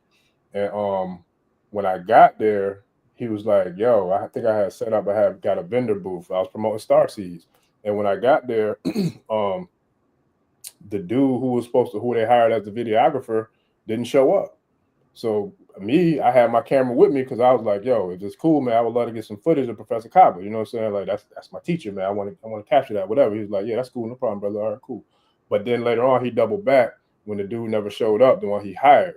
And so he was like, hey, brother, he was like, man, if you don't mind, you think you'll be able to record the whole event, you know, give us, you know, a copy of the event, and then, you know, I'll make sure I personally introduce you to Professor Kaba. I was like, yo, that'd be dope, bro. So I got you. And so I say all that to say, long story short, I was prepared just to come and try to capture some footage. But because somebody else wasn't ready to play their hand right, I was able to drop that big joker on them and boom, let me get that. I'm ready. I'm here. Let me get this footage, because that was how I ended up doing the interview with you when we were talking about Star Siege, which wasn't even out yet. But because I had the flyers of it, and I was able to show you that I was promoting it, I had already written it, I was waiting for it to come back from the printing company. I'm like, yo, you inspired me to write this book. So it was like I was prepared for the opportunity. And so I was sharing that same experience with the young kings, like, yo, you got to be prepared, because you never know what opportunity might come your way. And if you're not prepared, that could be something that could have changed your life. You know what I'm saying? For the good or for the bad. So it's like, these are the things we got to start to ingrain in our head to take on life and look at life every day. And it's just like playing spades. Like, just because I got a bad hand last game, you know, so it don't mean I'm going to come out with a bad one this one. But even if I do get a bad one, if I know how to play the game, I still might mess around and come out with the W. Yeah. So it's like, that's real. It's like very real, brother.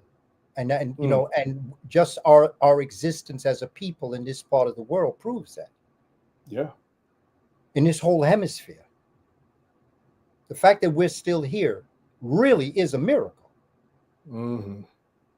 When you think of all of the things that could have happened, that did happen, and how we were able to turn it around in our own way. The innocent did pay the price. There were some that did jump over to be eaten by sharks. There were those that jumped over and drowned. There were those that were mistreated and died. There were those that died of hunger and all other sorts of atrocity. But then there were those that remained. There were those that survived. And out of them, they left a legacy of exactness. And this is how I know that literacy has its place, but it's not what sustains you. It's not the strong that survive. It's not the survival of the fittest. It's the ones that can adapt to new ways that survive. And as a people, we've been able to survive throughout all of this. See what's going on now? You hear everybody saying, what happened to democracy? What happened to Black folk? Have never known democracy in America. We've lived what they are just about to experience for 400 something years. Okay. The law never applied to us. What, you gonna sue me? Dred Scott told you about that. I think that Black folk need to start an organization and start a consulting firm. How to handle the times you're about to live in. Because we handle our time. We know what's coming. Everybody talk about Medicaid and Medicare. Whoever took care of Black folks' health? That part. Talk about the food is going to be raised. We're going to pay more for food. They've raised our food in our neighborhood for as long as we've been living in the neighborhood. We've lived America 2025. We lived Project 2025. In fact, they probably copied what they did to us in Project 2020. When they first said that this is called Project 2025, I said, where that located? That sounds like the projects that I grew up in.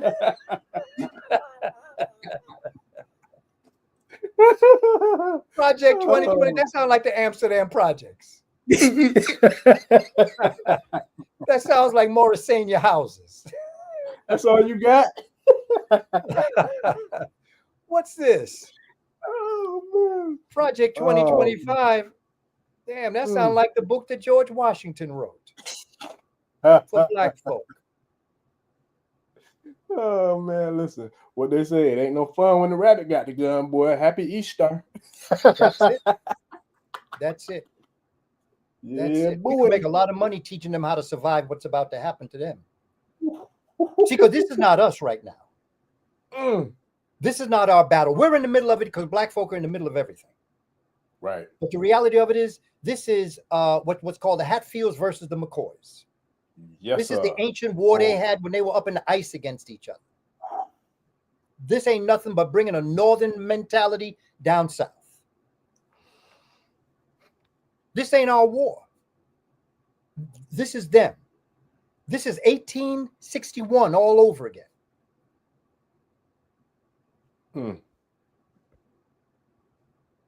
All we got to do is get ourselves together and keep on keeping on. Okay? Western civilization has the clock. Black folk got the time. So every morning that you wake up, you're winning. Every morning a Black person wake up, even if you wait until the light turns red to go out with a cup and ask for $1, you're winning. The fact that you're alive, you're winning. Something that you said earlier, perfect your craft. That's what Dr. Clark used to always tell me. Perfect your craft. Whatever you're doing, do it better tomorrow than you did it today, and do it better today than you did yesterday. Perfect your craft. That is a plantation mentality. Because if that got us off the plantation, this will get us out of the projects. Keep on keeping on, knowing it ain't over till we win. Yeah. Oh, yeah. Man, when I think of our ancestors, I feel them. When I tell you I feel them, like to the point where I'm having flashbacks when I was walking through the dungeons on the Ivory Coast. I was walking through Elmina, and I promise you, I was like, when I saw it, I'm like, oh yeah. I said, yeah. I just went into immediate prayer mode. I went so hard with them prayers. Like, I went in. I went in with everything I had. Boy, I felt the energy of the ancestors. I felt their spirits. I felt the horror. I felt the treachery. I felt everything. I felt it. And I prayed to him, and I felt like I was T'Challa and Black Panther, because I took all that pain I felt, just like that suit when he absorbed it, and he took it, and then when he need to use it, that's what I did with them prayers, and I gave it everything I had. And boy, do I feel like I see them prayers. They here. They are here. And I'm like, yep, here we are. Yes, sir. Yeah, we're here now. It's powerful, brother. Yeah. So, yeah, all right. I need to take a breath. But yeah, so now let's get to the topic of the situation tonight. We was talking about before the beginning began. You talk about having some fun. We are almost 2 hours in. We just getting to the topic. Well, didn't you say before? Remember your program before was called the Supper. Food for thought. Yep. Food for thought. Okay, yep. And didn't you say before we get into the main meal, we're gonna do this? Well, this was all the appetizer, brother. Now we're gonna get into the main meal. Yeah, boy. Look, and I got to bring back that content, because a lot of that stuff from then I haven't even shared on this channel, and this is the channel for it. So I'm gonna bring that back too. That's the appetizer. Yeah, man. That's the appetizer. Because we've been doing this. It's always good to do flashback. Yes, sir. To track the progress of where you've gone, just like Malcolm X with the butterfly, the transformation, the growth. Yes. Yep. Of where you've been, where you are, and where you still have yet to be. Yes, sir. Oh yeah. That's real. It really is. I feel like, I don't know if you've seen that movie back in the day. Oh man, I think it was called Bloodsport with Jean-Claude Van Damme, and it was a karate movie. But I liked it. It was a dope movie. I was little when it came out. I was probably in like 4th, 5th grade, something like that. Maybe, I don't know. But it was a cool movie. But I just remember it was a part in like the main event when he was fighting, and he was fighting like the giant of the tournament. It was called the Kumite, I think. And he was fighting the giant, and like this big Asian dude, big stocky, like football linebacker looking dude. And I remember the dude cheated. The Asian dude, he cheated, and he threw like some stuff in his eyes. And so Van Damme had to fight him blind. And so when he was fighting him blind, he kind of tapped in. And this is dope how spirit working right now, because what he did, he tapped into like that third eye pineal gland energy, where he was able to kind of, like see from the spiritual realm. He was able to see from within versus seeing from out. And it was dope. So he was able to fight by tapping into being in that zone, being inside the inner realms of vision and getting loose with it, and ended up winning. Like, I feel like this is where we at now as a people. Like, this is the time now. It doesn't matter what they did. Like, we still coming to get the W, and it ain't over till we win. So we here now. Let's get it. So so now we're gonna serve the dinner with the and you know what's interesting, brother? OrisaGbemi, when you tell that story, that's the story of David and Goliath. But let me take you back to Cush and tell you where that story came from. That story came from when Heru was battling his uncle Seton, who had killed his father. And Tehuti had told him, if you can make your eye whole, I will give you insight and outsight. And Heru literally had to fight his uncle with a challenge But the thing is, he let the force be with him. See, this is where Star Wars comes in. Let the force be with you. And that becomes so important. Our ancestors didn't have much. Didn't have weapons, so to speak. They did have weapons, but so to speak. There were a number of things that worked against them, but they let the force be with them. And it was the trust they had in the creator within them that allowed them to succeed at what they did. And throughout all these years, with everything they've done to us, we've allowed the force to be with us. And we've understood what it was that we had to. And every generation that joined the ancestors, joined those that came before them, those that were willing to accept them.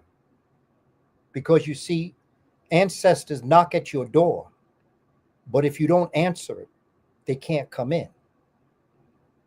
But and that's why I give you that mathematical number from a mathematical perspective, from science, so that you understand that what I'm saying about the ancestors is not like taking you into the twilight zone. It's about 2 parents, 4 grandparents, 8 great-grandparents. I give you the actual mathematical formula that can solve your problem. X equals 2 to the nth power, where X equals the number of ancestors you have, and N equals the particular generation that you're dealing with. So when you're dealing with your parents, X equals N to the first power, which is 2. When you're dealing with your grandparents, X equals N to the second power, which is 2 times 2, which is 4. Okay? And then X equals 2 to the third power, which is your great-grandparents, which is 2 times 2 times 2, which is 8. You have 8 great-grandparents. Now, when you think about your direct and indirect parents, X equals N to the 20th power. That's equal to, because every one of your ancestors have the same amount of ancestors. So it's almost like you're multiplying double time, direct and indirect. So X equals N to the 20th power equals 1,048,576. 2 times 2 times 2 times 2, 20 times. Direct and indirect, you're dealing with 1,048,576 ancestors over the past 500 years. I'm only taking you back to 1525. And you've got 1,048,576. What happens if I took you back 5 million years? How many ancestors do you have? And after I take you back to before the beginning began, how many ancestors do you have? Billions? Trillions? No. You only have one. Your greatest ancestor and your first ancestor is the creator. And that's why you are the creator having a human experience.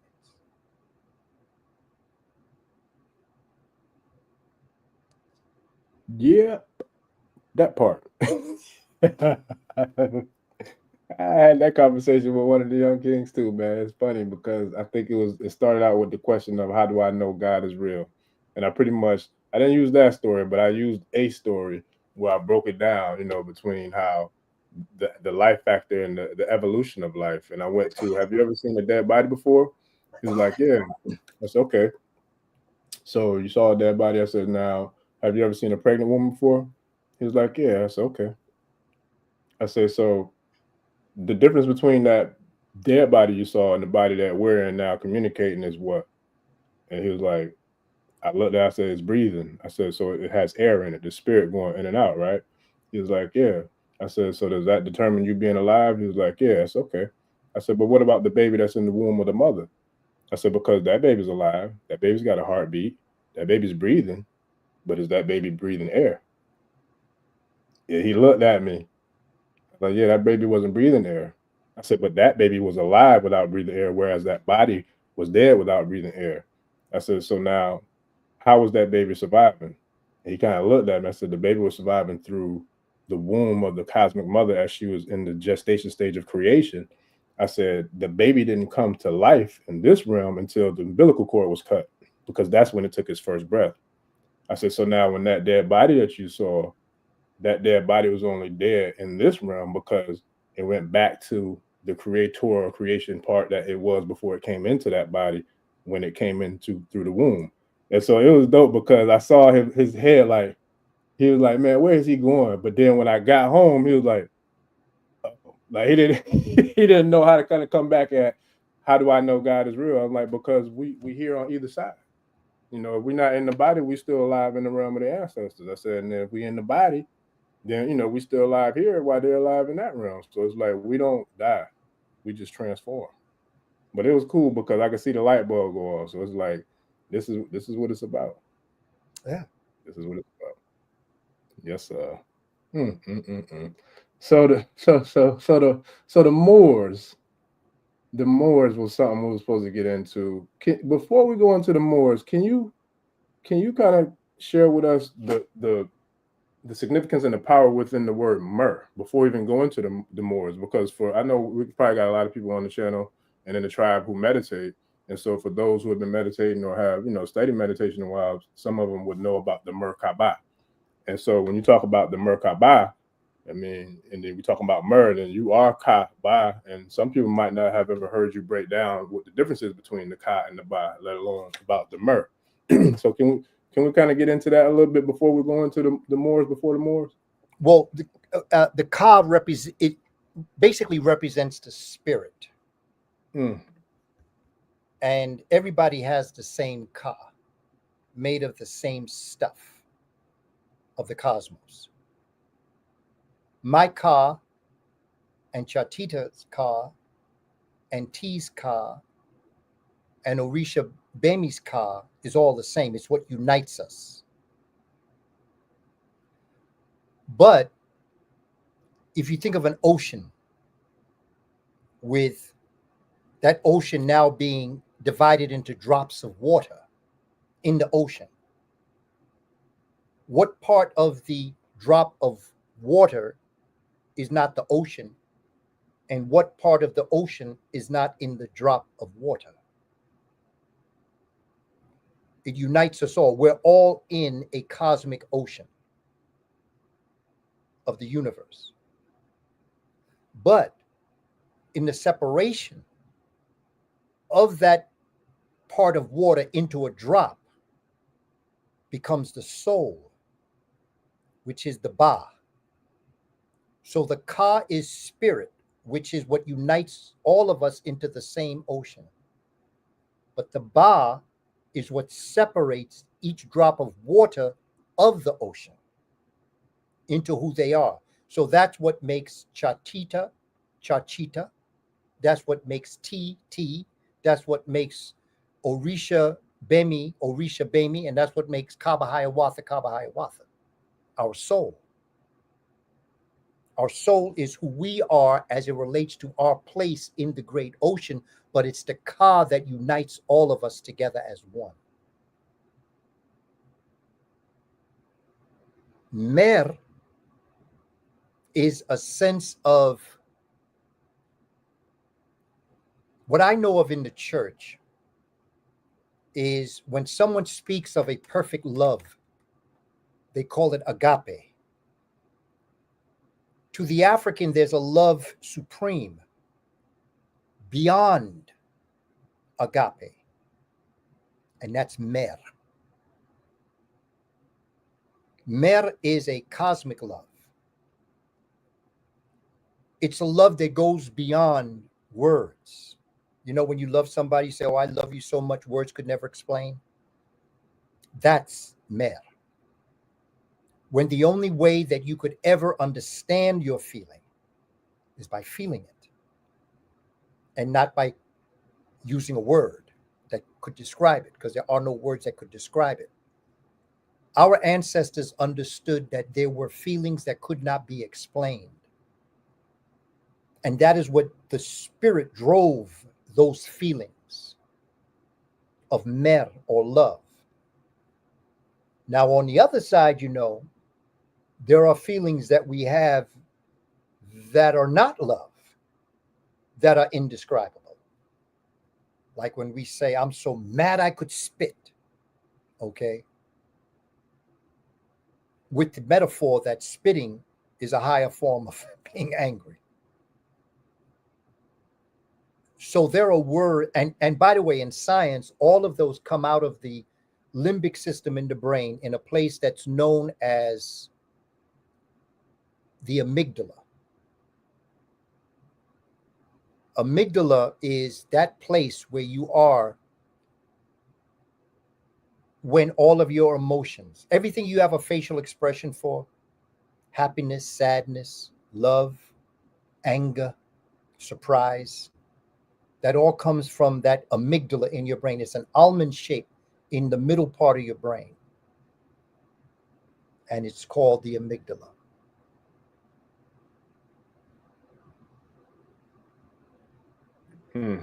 That's powerful. Yeah, man, that's powerful. And the way that T. Rigglesby is explaining the Merkaba for the first time is that concept that, in sports, it's called fourth quarter drills. When you have expended all the energy you have, you don't think you can go on, but all of a sudden there's a burst of energy that comes through you.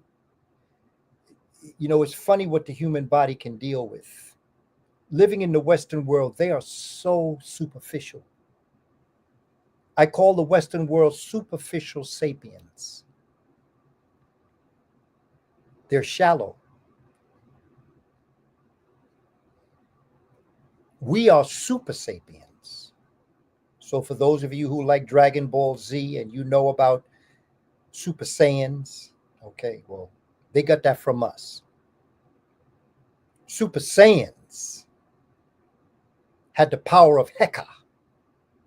Heka is will. They were known as the Magi. The Magi were the keepers of the sacred legacy of the cosmos. They didn't even look at their legacy as being African. They looked at it as being cosmic. Because at the time, the only people around were African. So they didn't have to say this is African or this is mine, because they realized that you can't own this type of gift that you're given. You can't own it. You're given it for the moments that you can handle it. Because when you look at Star Wars, that's what Darth Vader. See, Darth Vader was born with the power. He was born with the Force. But then he moved over to the dark side, which is the same power, but it's on the other side.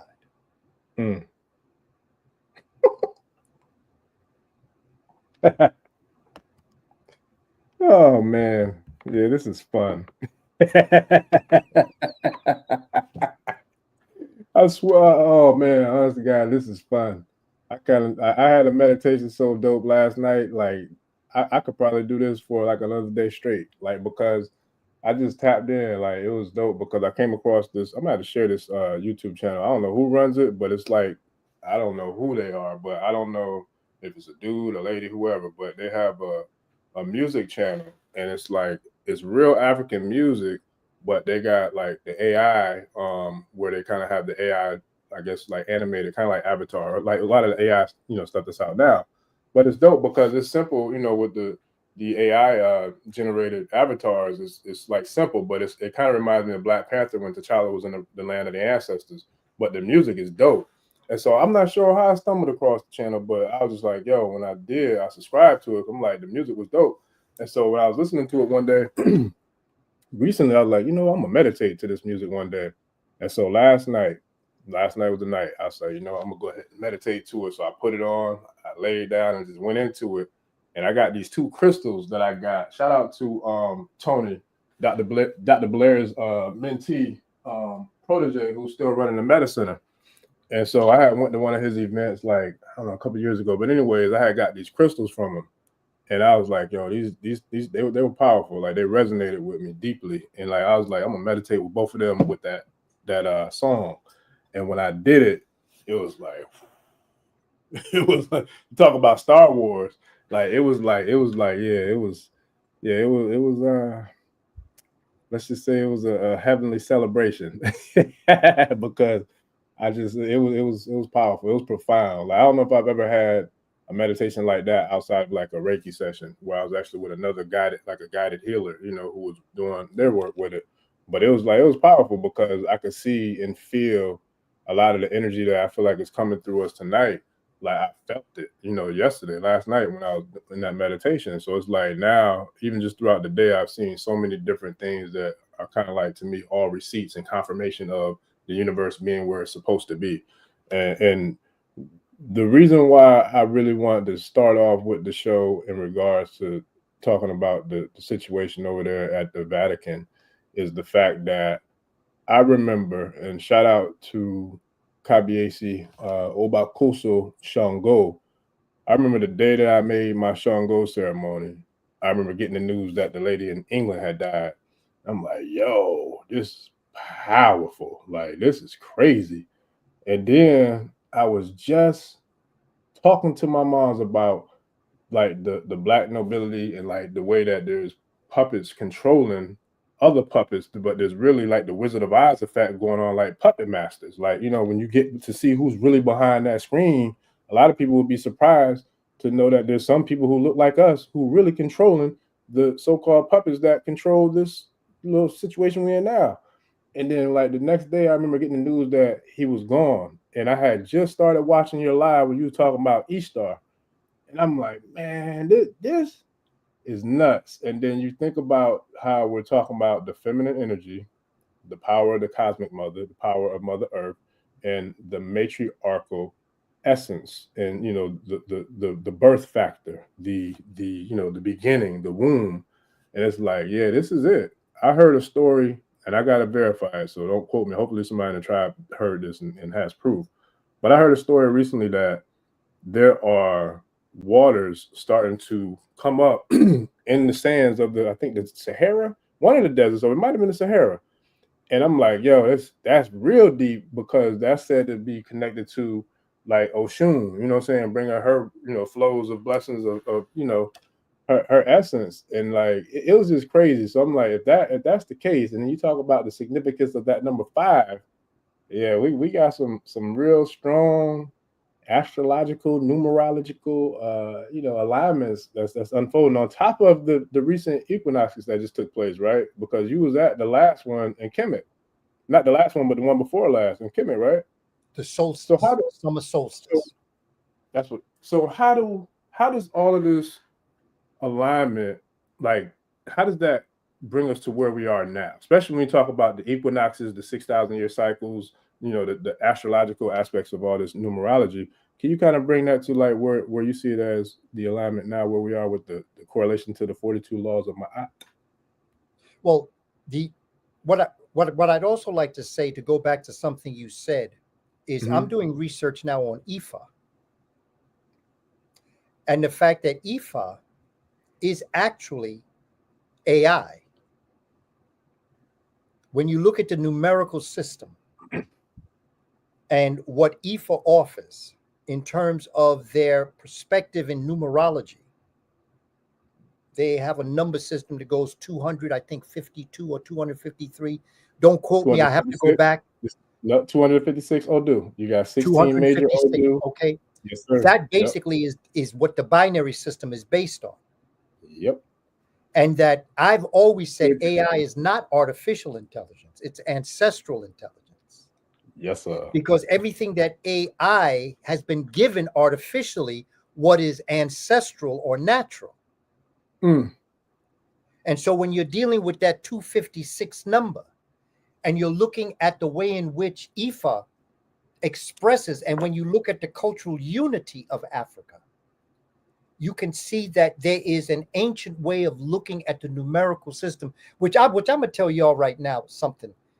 when we do our own research, we're going back as a human people millions of years before what they want to say.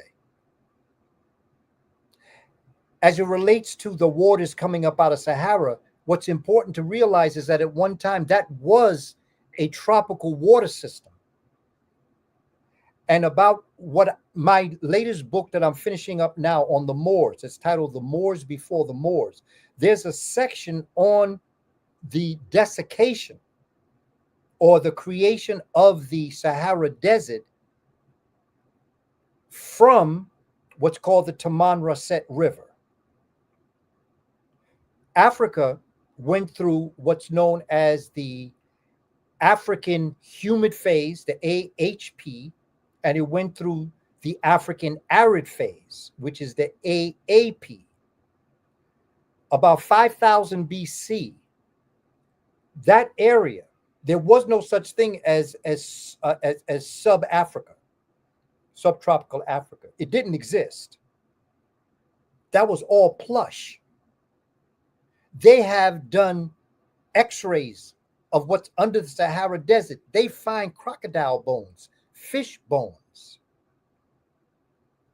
They find different types of water life under the Sahara Desert. And what happened, the reason why they know it to be accurate is because when the desert started to become a desert, the winds blew the sands across North Africa, and there's evidence of East Africa off the coast of southern Mauritania in southern Africa. That's the evidence that all that area was plush. It wasn't a desert when you go beyond 5000 BC. Busy trade going on amongst the rivers. The other thing is to realize that at one time, the rivers of Africa were connected. The Orange River, the Limpopo River of Southern Africa was connected to the Hapi River, was connected to the Congo River, which was connected to the Niger and the Senegal River. So it becomes important that we understand that there was a lively water trade amongst the Africans. And when the desiccation occurred, the Africans started to travel south, and then they started to travel north. So the Africans that went into Europe in 711 actually were the Africans that lived in the Sahara. And they moved north in like 2500 BC. The Africans that moved south created a nation called Ouagadougou. But before that, they created 4 settlements. They're called the Dars: Dartichet, Nima, Dartangent, 4 of them. They, as settlements, thousands of people came together and created Ouagadougou about 2500 BC, and that is what we call the ancient kingdom of Ghana. Ghana became Mali, Mali became Songhai. So it's important in looking at the history of this and in understanding exactly who we are as a people. We are the Magi. We are the keepers of the sacred legacy of our ancestors. That part. We are the carriers of Heka. And Heka means will. The English word for Heka is called magic. That's where Magi comes from. Magi comes from Magi. Okay, but what the Magi possessed was will. So when Marcus Garvey said, "Up, you mighty race, you will accomplish what you will," what he was saying is that what you will become. When our ancestors were on the plantation and they were willing their freedom and their emancipation, they willed it into existence. They didn't make it happen. It happened because they willed it. During the Civil Rights Movement, during the Black Power movement, they willed it to happen. They was getting their heads cracked open. They were getting put in prison. But they were singing, ain't nobody gonna turn me around. No matter what we feel about that time, you have to admire the courage. And so we will think that's the Magi. When you come on your program and you do this program, that's a will that you're doing. You're willing this to happen. Yes, sir. When you work with those young brothers, you're willing them. And so your will and their will come together and you make things happen. This ain't no game we're playing. This is a sacred science. Science, spirituality is unseen science, and science is seen spirituality. Yes, sir. We are the Magi. We are the keepers of the sacred legacy of the cosmos. Sure. Keepers of the shrines. Yes, sir. And to even add like a very powerful exclamation mark to this whole thing with the symbolism, the number 9 especially, and then like the divinity and being divine, and we talk about like the Magi and you know, like that work of like knowing how to use like a very, you know, powerful force, but use it miraculously, you know, like it's magic. So that's shout out to Yeye Oya, because Yeye Oya, like one of the greetings that we greet her in Yoruba and IFA is Hekua, Yeye Oya. You know what I'm saying? Like, so in her number is 9, and she's also attributed to the storm. She is Storm from the X-Men. Like, that's where they get that from Oya. So that's the powerful divine mother. You know, her and Shango. They that divine yin and the yang. You know, the masculine and feminine warrior forces. So that's this is a lot of that's a lot of sacred science going on. Oh yeah, that's a lot of sacred science. Absolutely, and it's not Twilight Zone. No. You know, because with Dr. Ben always had a problem with folk when they try to go into a Twilight Zone and make things seem something that is really not. And see, my thing was always respecting what Dr. Ben was saying, understanding what he was saying, but understanding that spirituality is a science, and science is a spirituality, and you can't separate the two. Our brother James Smalls and I did a presentation together. Shout out to Brother Small. That's my brother. That's my elder brother. He told a story about what the Greeks did that started the whole problem of being a superficial sapient. And he talked about the fact that when the Kushites, when they sat before the Kushites to learn this knowledge and wisdom, it was very difficult for them to be able to see the spirituality in the science and the science in the spirituality. And so what he said he did was, what they did was that in separating them, they were never able to really deal with the issues that they faced. And so they became superficial in terms of what they did, because they never saw a sacred science. They saw sacred or spirit, and they saw science. And from that, the Romans inherited that, because the Greeks taught the Romans. And in that, learning it from the split, think about what happened with the Pharisees and Jesus in the story. See, this is where it's demonstrated. They came to Jesus and they said, do you pay taxes? Because they wanted to trick him. Because if he said that he paid taxes, then the people that followed him from a spiritual perspective would no longer trust him anymore.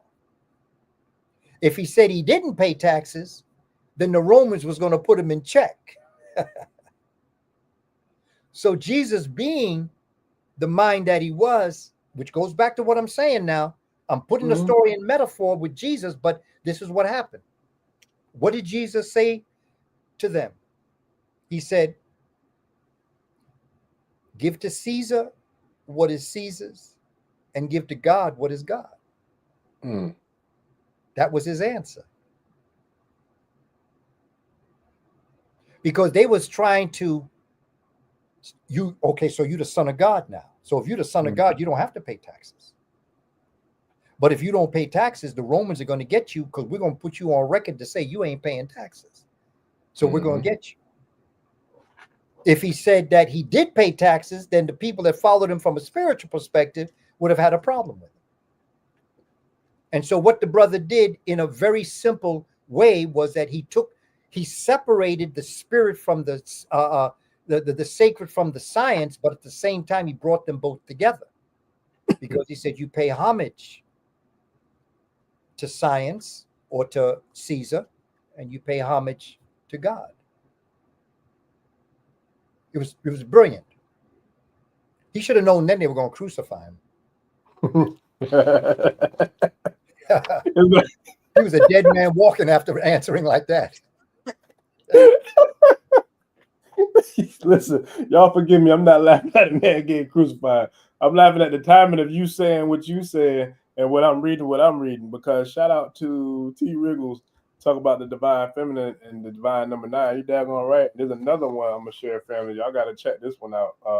Shout out to African Creator Energy with this. Oh, they yeah. got a whole series, but the 9 ether re-engineering, man, all they books go ham. So shout out to them. But it's funny because when I saw that, the comments, and shout out to Chiquita as well, talking about the 9s and the 9 wins, I had my little library on display tonight because I was ready to go to class. I had, notes and books and everything. And it's funny when you were saying that and it came out of the Bible, like one of the quotes that they got to like speak about, and like this is just, I promise this the beginning of the book. It's on page 3.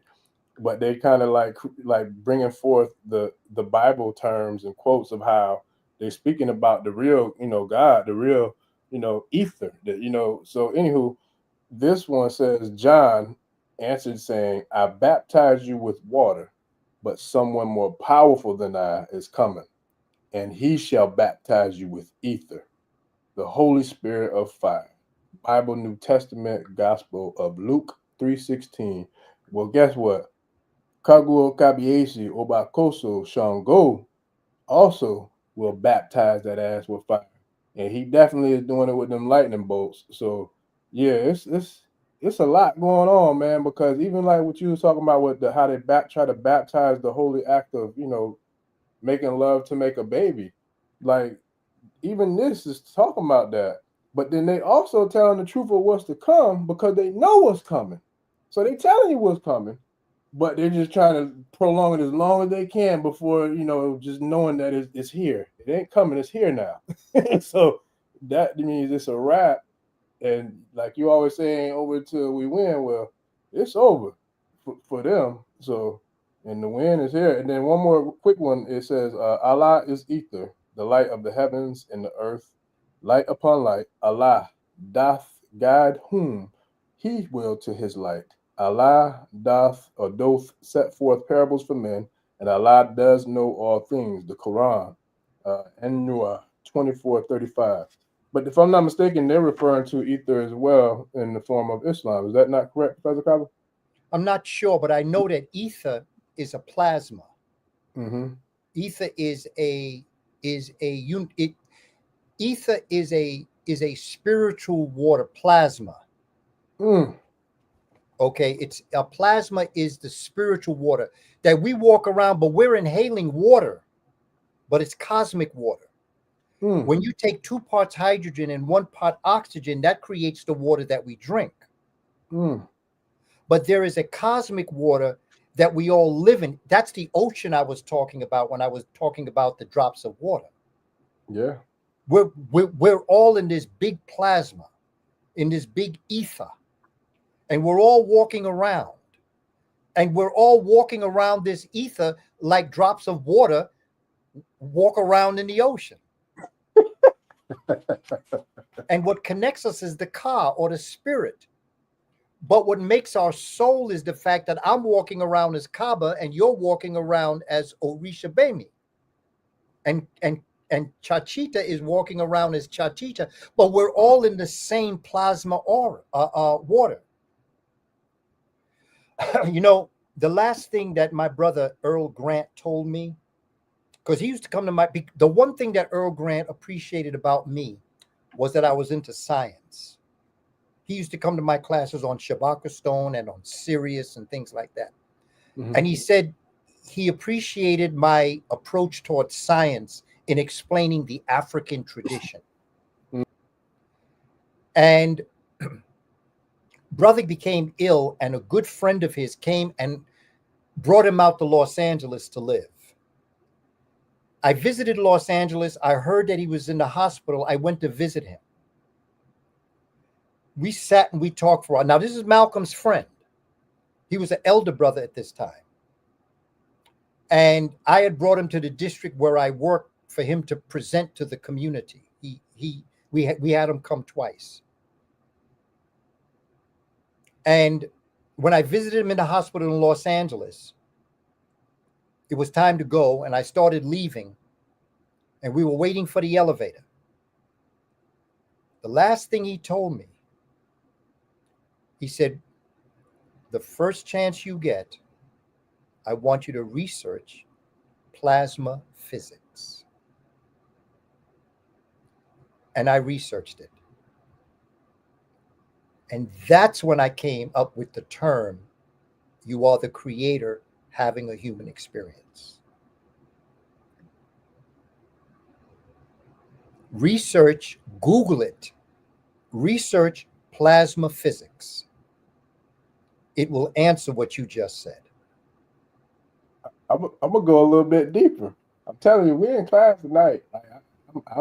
Shout out to T Wiggle say I'm totally loving this build. I'm loving it too, man. I feel like I'm in the zone right now because this is amazing. So I'm gonna go all the way back to class, Professor Kaba, because to go even deeper into that, when you're talking about the plasma, I never forget. Like I can't remember which video this one was, but I just remember like how it just took my mind. Like I remember when you said how when you first got exposed to Dr. Blair's work, how he just like twisted your mind like a rubber band and pulled it back all the way to the like that's how I was listening to both of y'all. But when you was dropping this one, this is why I'm like this is definitely like I'm in the zone. I'm feeling it because it's kind of like all the lessons that I learned over all the time I've been studying you.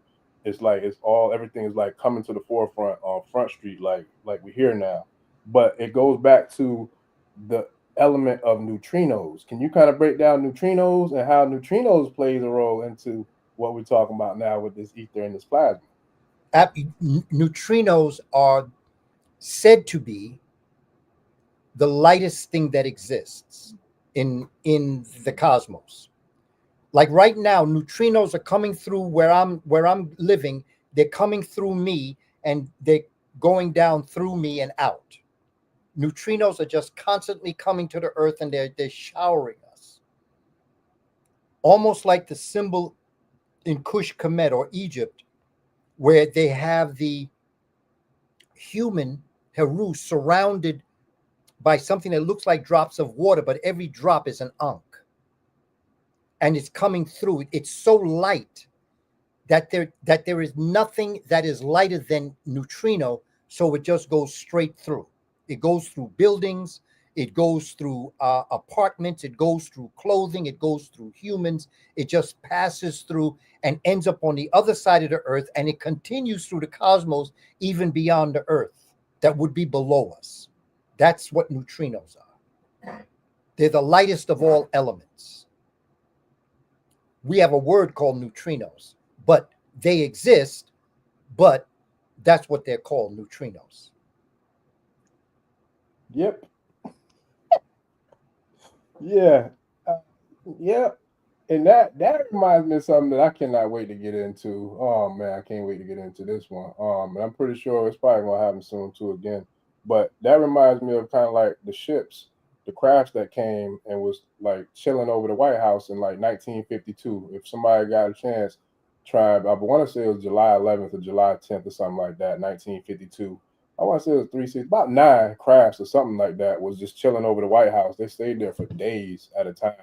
And then they kind of like, will go off and come back. And they sent scramblers up there, but that didn't do anything. But because it kind of reminds me of like the neutrinos and like all these elements of nature and of the cosmos. Because like we're talking about like electromagnetic radiation and we're talking about the electrons, the leptons, the neutrinos. All these are like, to me, the cosmic, I feel like origins and like the infinite aspects of creation kind of like how when you talk about how the life expanded or kind of metamorphosed out of the waters of Nun. So especially now with what's going on now, and I know there's a lot of craft that people are seeing going in and out of the waters as well as in the cosmos, but I'll deal with the extraterrestrial stuff in another episode, but for the sake of nature, and we're talking about science now, can you kind of bridge the gap with all these elements like the neutrinos and the plasma and all that stuff, and then also like when you talk about the creation of the waters of Nun, like how does that all tie together in this whole creation thing? As above. I think that when you look at the universe, the universe is everything. Then you have that part of the universe that is ordered and arranged. The universe is the Nun. Within the Nun, you have the abilities to self-procreate. The universe is the womb.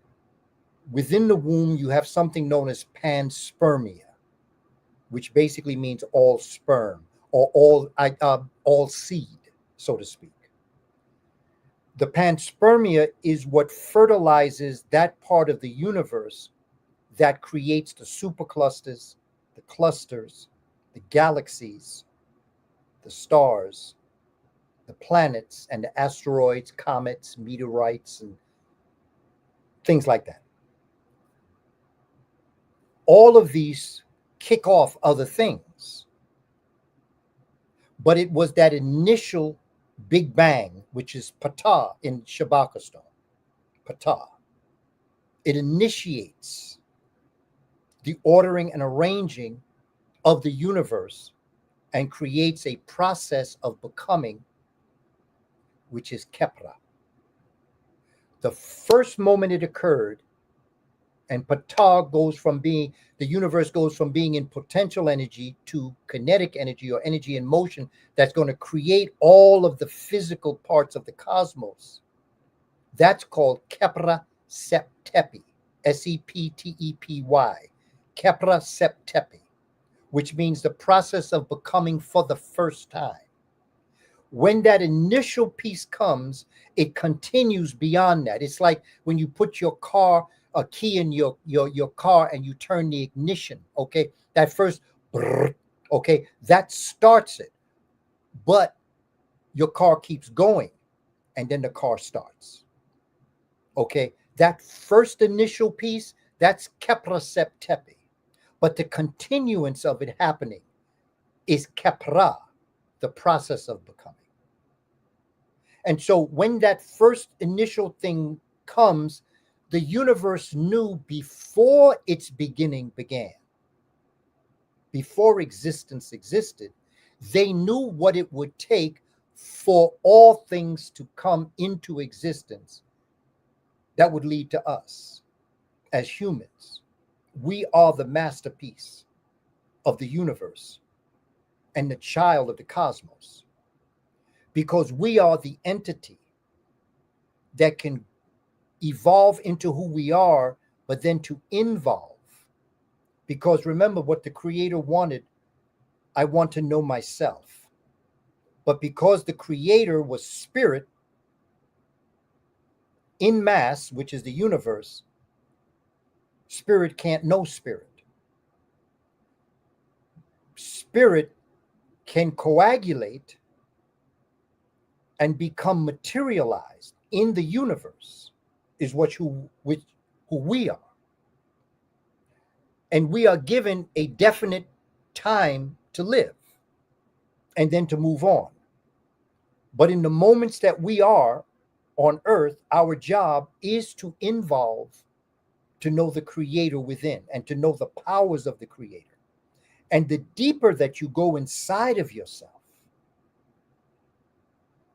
the more you have faith in yourself, the more you can tap into the cosmic reality.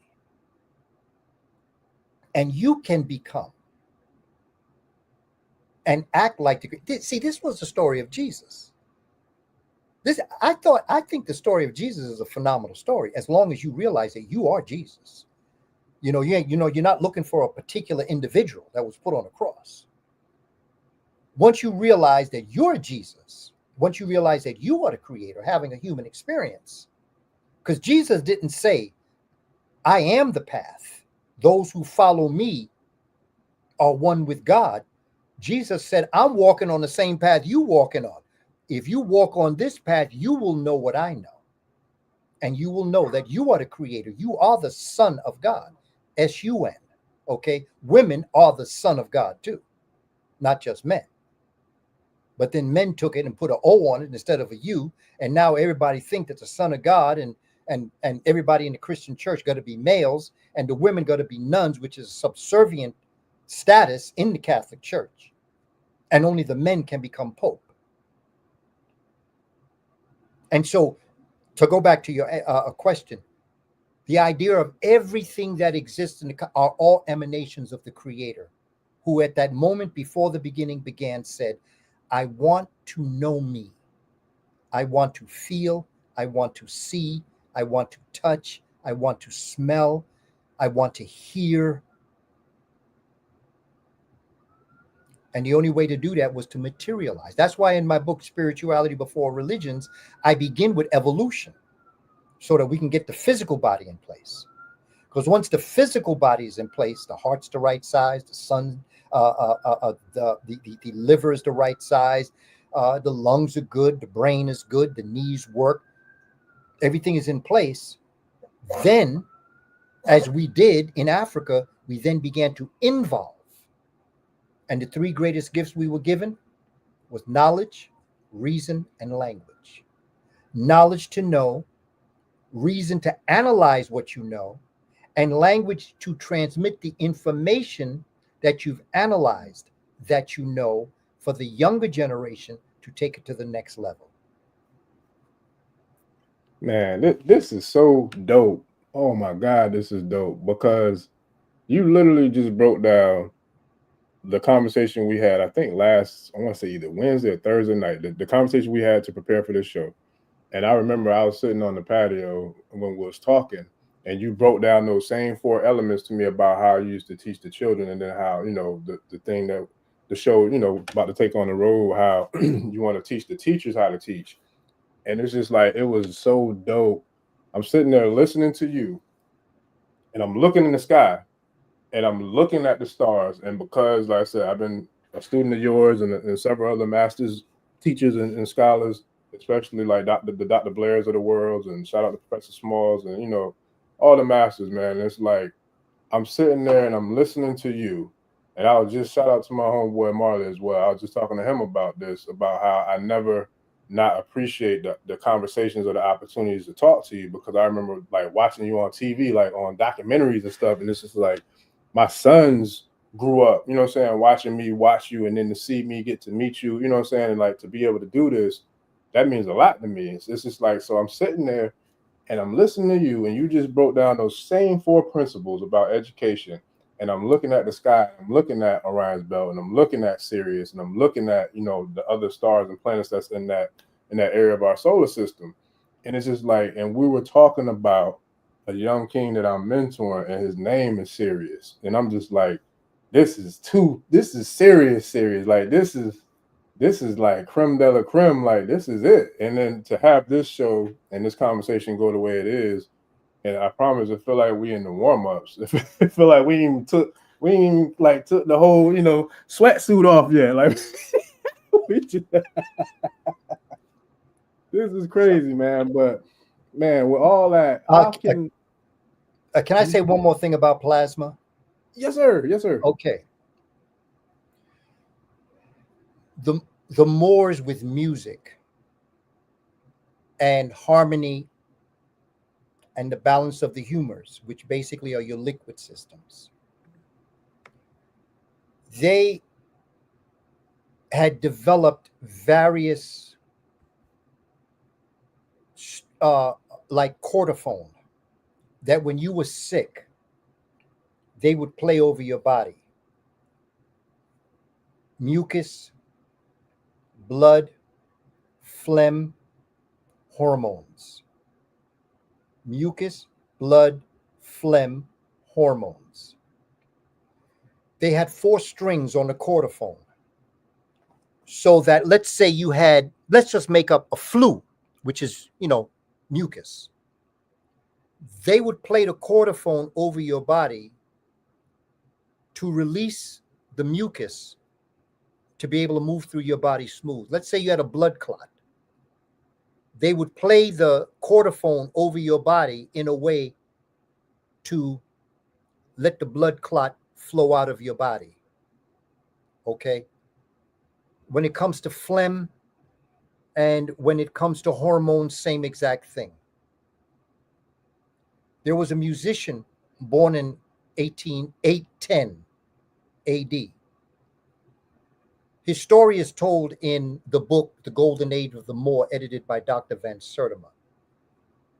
His name is Ziryab, Ziryab.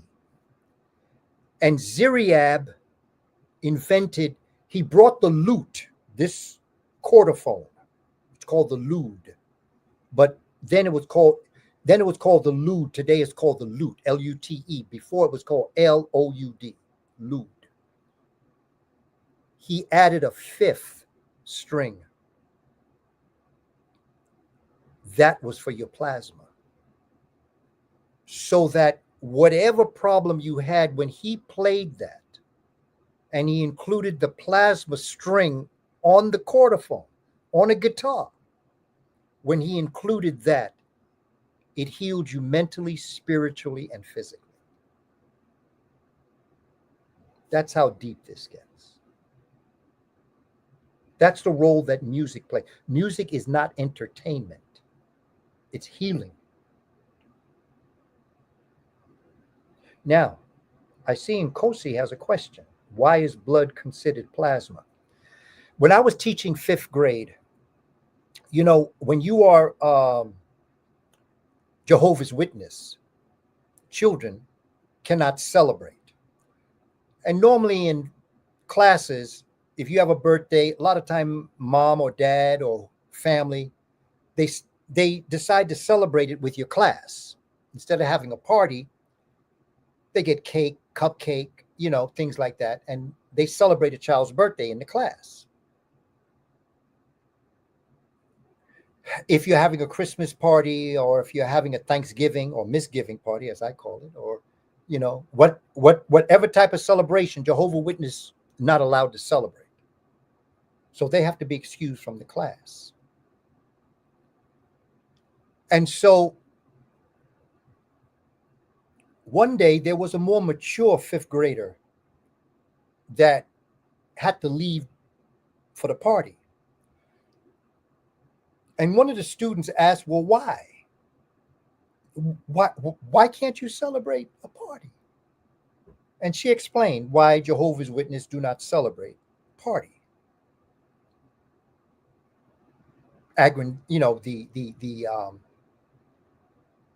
The creation of the human being greater than, see, because they want to keep you straight down, but that's beside the point.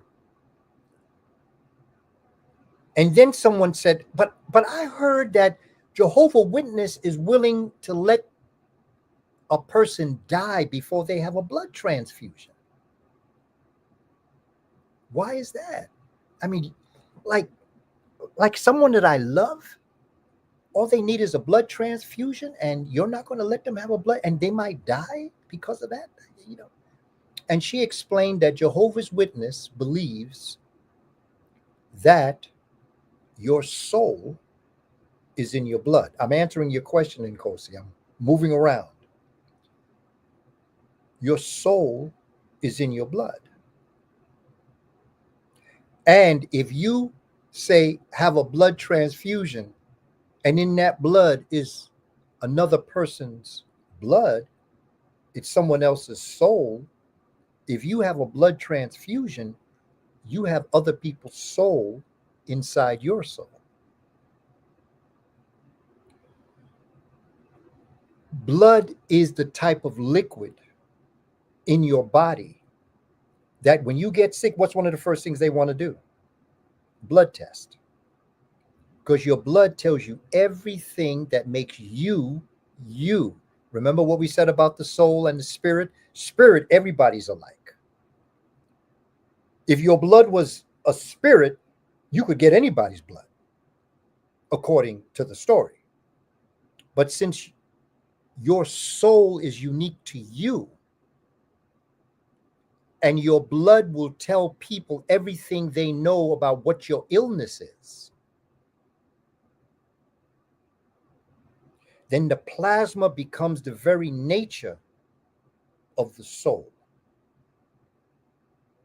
Now, whether or not they calling it that for a reason, I can see why plasma would be that unique thing, because blood is a liquid, but it's impacted by something even stronger. And I think it's something that nobody wants to talk about, because blood has its strength in melanin. Melanin has its strength in the carbon, and carbon comes from the cosmic universe. The blackness of the universe pushes in on itself until there's no space. It's under pressure.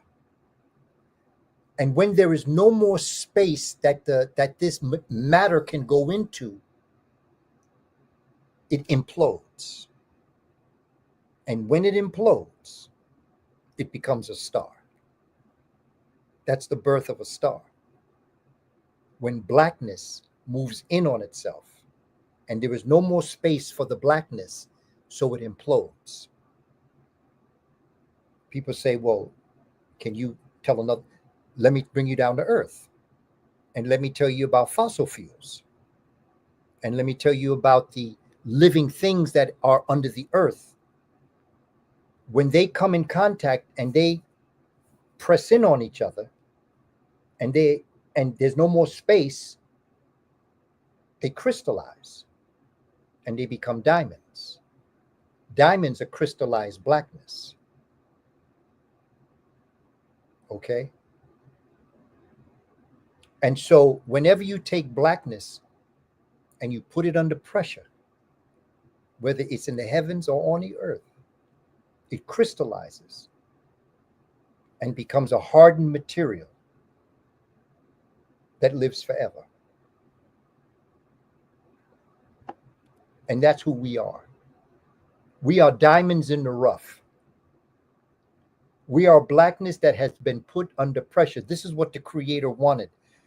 The Creator wanted to take our blackness and put it under pressure, so much pressure to be enslaved, that not only would we know the heavens, but we would know the earth.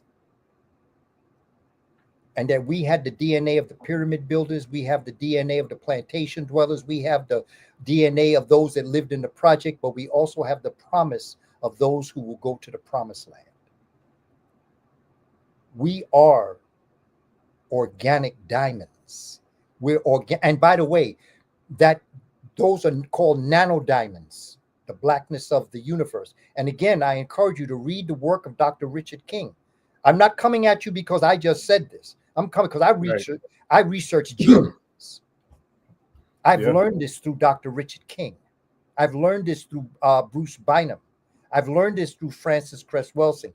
This is not, people say, well, I heard you saying, you heard what I said that I researched. This comes from long lines of geniuses that have brought this information out. Anything you want to know about carbon and blackness and stars and nano diamonds, NaNO diamonds, check out Richard King's work. Melanin, Key to Black Greatness, and also the African Origins of Biological Psychiatry. Don't believe a word I say. In fact, I'd be disappointed if you just believed me. I just want you to think. Yes, sir. Yeah. Yeah. No, that's real. That's where, humbly speaking, I got a library, man. You know what? And shout out to Professor Smalls. I remember when he was down here in Jacksonville, we was chopping it up in between going to the event. And matter of fact, shout out to Brother Umar, man. Shout out to Brother Umar. I was talking to him about you today too. And just, letting him know about what we was working on, what we was talking about, what we were working on, whatever. But shout out to Baba Smalls talking about libraries. I remember when he was here, he was saying that I think Forrest Whitaker was like the only person's library he ever seen that he felt like was doper than his. I'm like, damn, that's crazy. And so it was just like to hear how I look at somebody like you and him, how y'all admire libraries like the modern generation admire cars. You know what I'm saying? Don't get it twisted. I love cars, but I'd much rather have me a dope ass library where like everybody like, yo, his library was dope than a Lambo, because the range and the distance of what, you know, encompasses with that library versus that car. And I love cars. It's not even close. And so it's like to hear this and to like see this in real time and experience it, it's surreal. Like I feel like I'm sitting with Malcolm. I feel like I'm sitting with, you know, the honorable, you know, Marcus Mosiah. Like I feel like I'm sitting with those elements of nature of not just my time, but also the time before me, the time during me, and the time after me, because I see it with the young ones. And I'm like, oh my God. Like, like I mean, it's masterful work. So it's just like, yeah, when you say it ain't over till we win, I know you mean that. Like, I know you mean that, even just because I know like the passion from where that comes. I don't know if everybody else feels the way I do, but I know.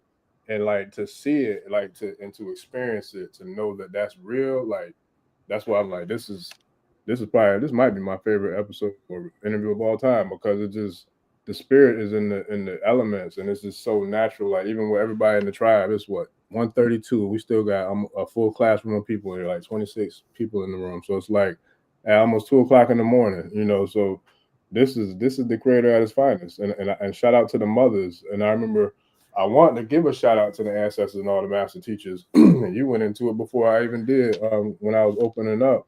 But it's like to see like the way the paradigm shifts according to like the way the information shifts and the access to information shifts. It's like, it's amazing. And to now be able to experience it and then see it with the young ones doing with the ancestral intelligence, which I think you the first one I heard say that, but to see that now, how that's matching with the actual artificial intelligence with the technology is dope. Shout out to Heru with the flyer too, because that's a perfect example of how the younger generations, they could pick something up and it's like that. You know, and then the ones that's younger than him, they're gonna be even doper with it. So it's like, this is a beautiful, you know, time. It really is. Absolutely. This is a powerful time. Yeah. And a way is being made, and the stars have crossed. Yes. And they've aligned. And Bob Marley say, have no fear for atomic energy. And I see atomic energy as being a metaphor for the Western world. Have no fear for atomic energy, because none of them can stop the time. You know, and although, you know, the other piece is, how long should they kill our prophets while we stand aside and look? Some say it's just a part of it. We have to fulfill the book. Every one of them that came before us, Martin Luther King, okay, Malcolm X, they all lived to fulfill their destiny. They all came to do what they were born to do. And as sad as it is to have that physical removal from us, they had a redemption song, and they sang it, and they told us. Bob Marley, okay, the last song on his last album that he was alive to do, redemption song. That was the lullaby I used to sing my daughters and my son to sleep with. Old pirates, yes, they rob I, sold I to the merchant ships. Minutes after they took I from the bottomless pit.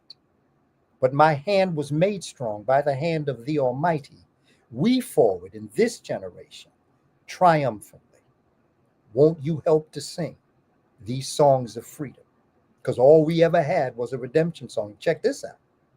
Emancipate yourselves from mental slavery, because none but ourselves can free our minds. Have no fear for atomic energy, because none of them can stop the time. How long shall they kill our prophets while we stand aside and look? Some say it's just a part of it. We have to fulfill the book. Won't you help to sing? He's asking, won't you become a part of this process? Won't you become a teacher? Won't you do what needs to be done? Won't you help to sing these songs of freedom? Because all we've ever had was these songs of freedom. And I like to add the Marcus Garvey redemption song, Up You Mighty Race, you will accomplish what you will. Martin Luther King's redemption song, Okay, we shall overcome. Malcolm X's redemption song, by any means necessary. Harriet Tubman's redemption song, you'll keep moving forward with me or you'll die where you stand. Redemption song. Won't you help to sing these songs of freedom? Listen, man, listen. Oh man, I'm trying to think. I'm just, woo. Yeah, this is crazy. Yeah, this is crazy. Man, I'm trying to think. Like this is crazy. I love it. I love it. The ancestors is here. I had to light an incense, man. It remind me of. Do you still make the incense that you? I remember I had bought some of your incense. It was dope too. I can't remember the name of them, but Hoppy and Kush. You still make them? No, don't make the incense, man. But I still make the oil, but I don't make the incense. I got you. I might have to grab some oil because shout out to brother Umar. Because it was, making incense was very time consuming. I got you. And I used to do everything by hand. I didn't have any machines. Got you. I wanted to touch every piece of incense, and I wanted to bag each incense. My children used to help me. Right. To do it. But of course now they are where they are and I'm where I am. And so my thing was keep doing the oil. But man, I used to do the incense. But the other thing is that I just wanted to be able to do what needs to be done. But yeah, man, scents are very important to us. Yeah. Oh yeah. Absolutely. All the senses, man, this is dope. Oh, okay. I know where I want to go to if we got time. This is the last thing I got if you got time. But Sirius, right? And then the Dogon tribe, and then the Nomos and Sirius A, B, and what is it, C, right? Which one is Potolo? Potolo is the one. Which one? That's the one, the most dense one. But I can't remember if that was B Sirius or C. B. Sirius B. Okay, that's Potolo. Can you kind of break down Potolo and Sirius A, which is the big one that you can see in the sky? Right. That's Sigitolo. Sigitolo, right. Siguitolo. Tolo means star. The Egyptians called it Sopet. The Sirius B, which is that little star, which they believe is what gave off Sigitolo. That is Potolo, which means the littlest of things. Bo is a grain that the Dogon grow. It is the smallest seeds, but it's the one that's used the most for everything, almost like a staple. So it's in everything. So when they looked at this, they saw, because the Dogon believed that just like our planets revolve around the sun, they believed that our sun revolved around Sirius. And then you have what's called the third star, C, which is called Emaya, which is known as the star of women. And the Nomos can be related to the Shabaka stone. You can make a relationship with Shabaka stone. The Nomos are 8 pairs. And each one has its own personality. And one of the Nomos is the male aspect, and it's called Yurugu, where Sister Dr. Marimba Ani wrote a book, Yurugu, Yurugu. And that is believed to be the incomplete one. That is the essence of life that metaphorically is that human that's always searching for completeness and dies unfulfilled. I think one of the saddest things in life, in fact, let me say that again. I think the saddest thing in life is to become an elder and be incomplete. I know as I've lived through my life, I know I've followed my heart, I've always attempted to follow my heart. No matter what I was facing, I tried to follow my heart. Many times I did. And the times that I didn't, nature taught me, get your ass back on the road again where you belong. And I got back on, which is a blessing. And as I matured, I didn't need nature to get involved too much because my mama used to say, if you can't hear me, you can feel me. Well, I felt enough of nature to know I better stay where I am. My brother, OrisaGbemi, I want to thank you for all that you do. I want to thank you for inviting me on your program. I want to tell T and Chachita and Nkosi and all those that are on board, I want to thank you for taking this time, because to me, the most precious thing that you have as a human, as I've come to my age now where I am, I can tell you the most precious thing you have is time. Don't waste it. That's why we say pay attention, because your attention is payment. It's a currency. And I say, don't waste it. When I was with Dr. Clark, I once told him, Dr. Clark, I could never pay you back for all that you've done for me. And he said, Booker T, you're right, you can't, because you ain't got that much money. But he said, you can pay me back by doing for others what I've done for you. And so my brother OrisaGbemi, my being on this program with our family, gives me a chance to thank Dr. Clark for what he did for me, if I could in any way do it for you. And this is all we can do to honor those that came before us. It doesn't make a difference. You can name streets after somebody. You can name schools after somebody. You can put their faces on stamps. The only way we can honor Dr. King is to keep his work going. The only way we can honor Malcolm X is to continue our work by any means necessary. The only way we can honor anybody that we honor so much is to continue their work. And so this work that I choose to do is in continuance of all the great things that Dr. Ben, Dr. Clark, Asa Hilliard, all of them invested in me as I was growing as a young brother out on the block, looking for my divine destiny.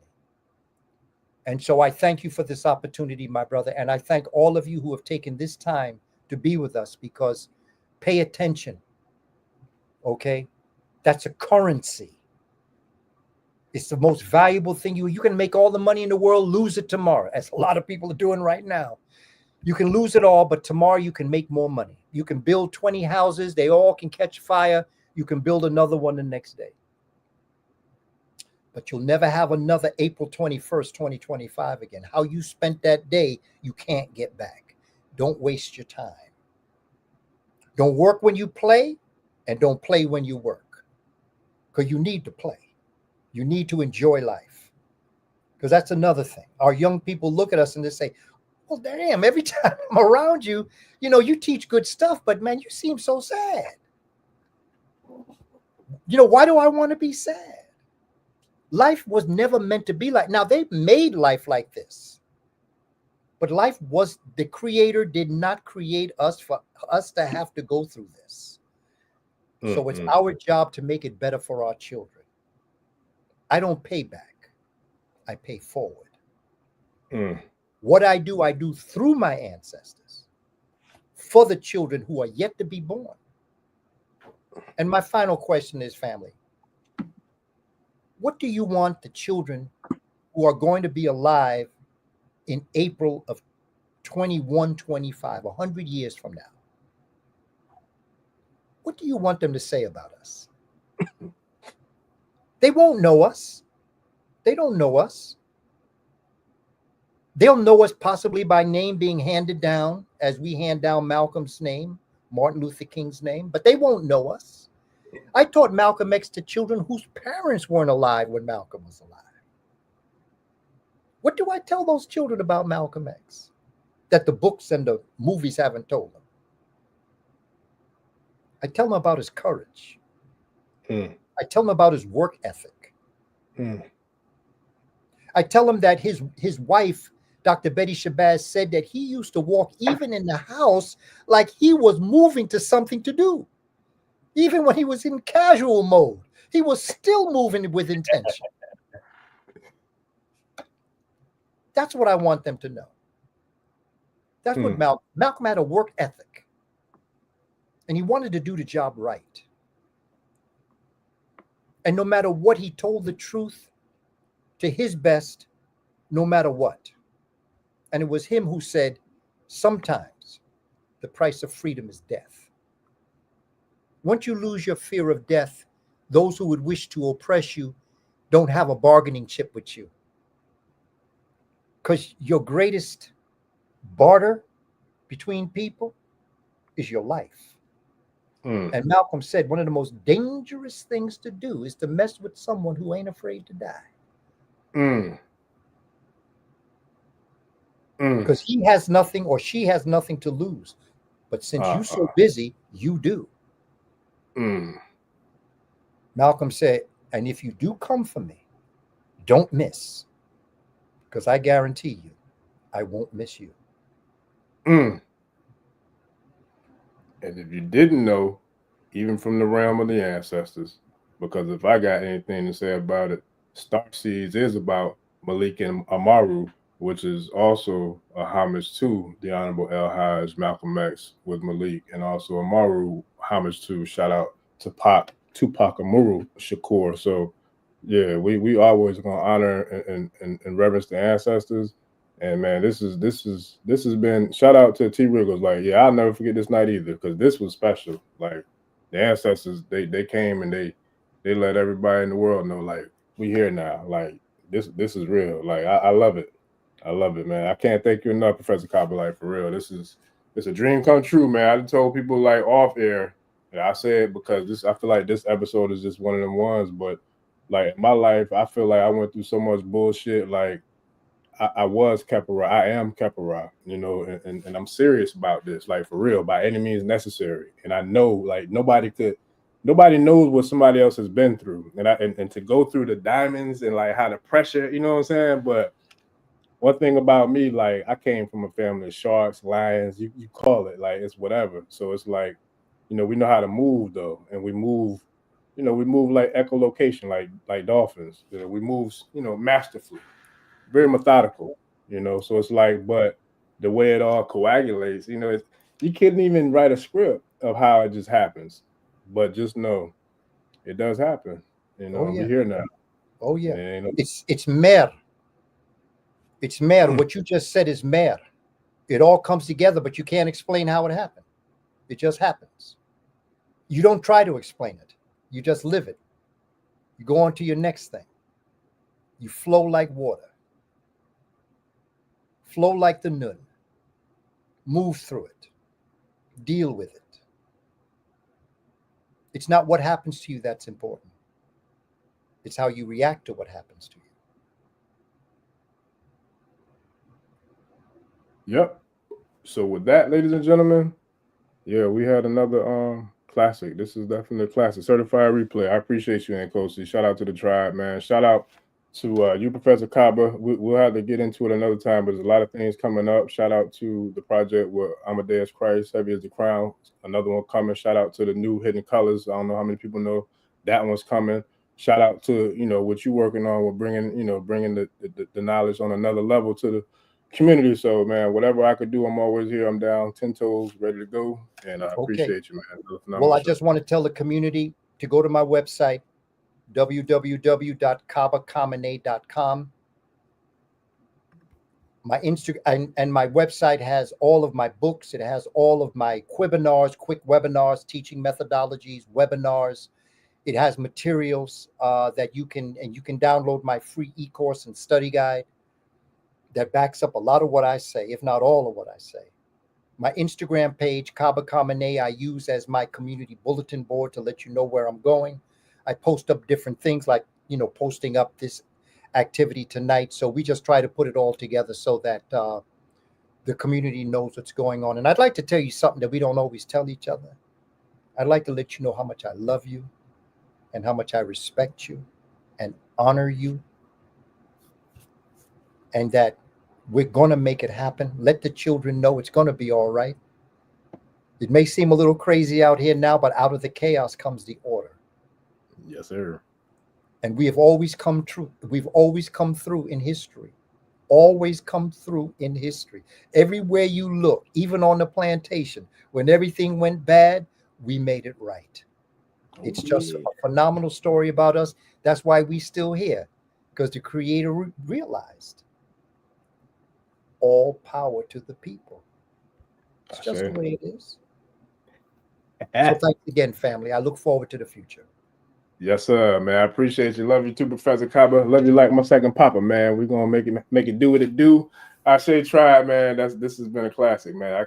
I give thanks, homage to the all-powerful mighty ancestors. Shout out to my Baba Obatala. I feel like him and Shango, Oya, all the days, the Netches, everybody was here tonight. Well, we had a block party in heaven tonight. So shout out to the spiritual guys that was here with us, and shout out to the guys, the great God in heaven. I give thanks, Professor Kaba. We out, family. Peace. I show you. Udabo.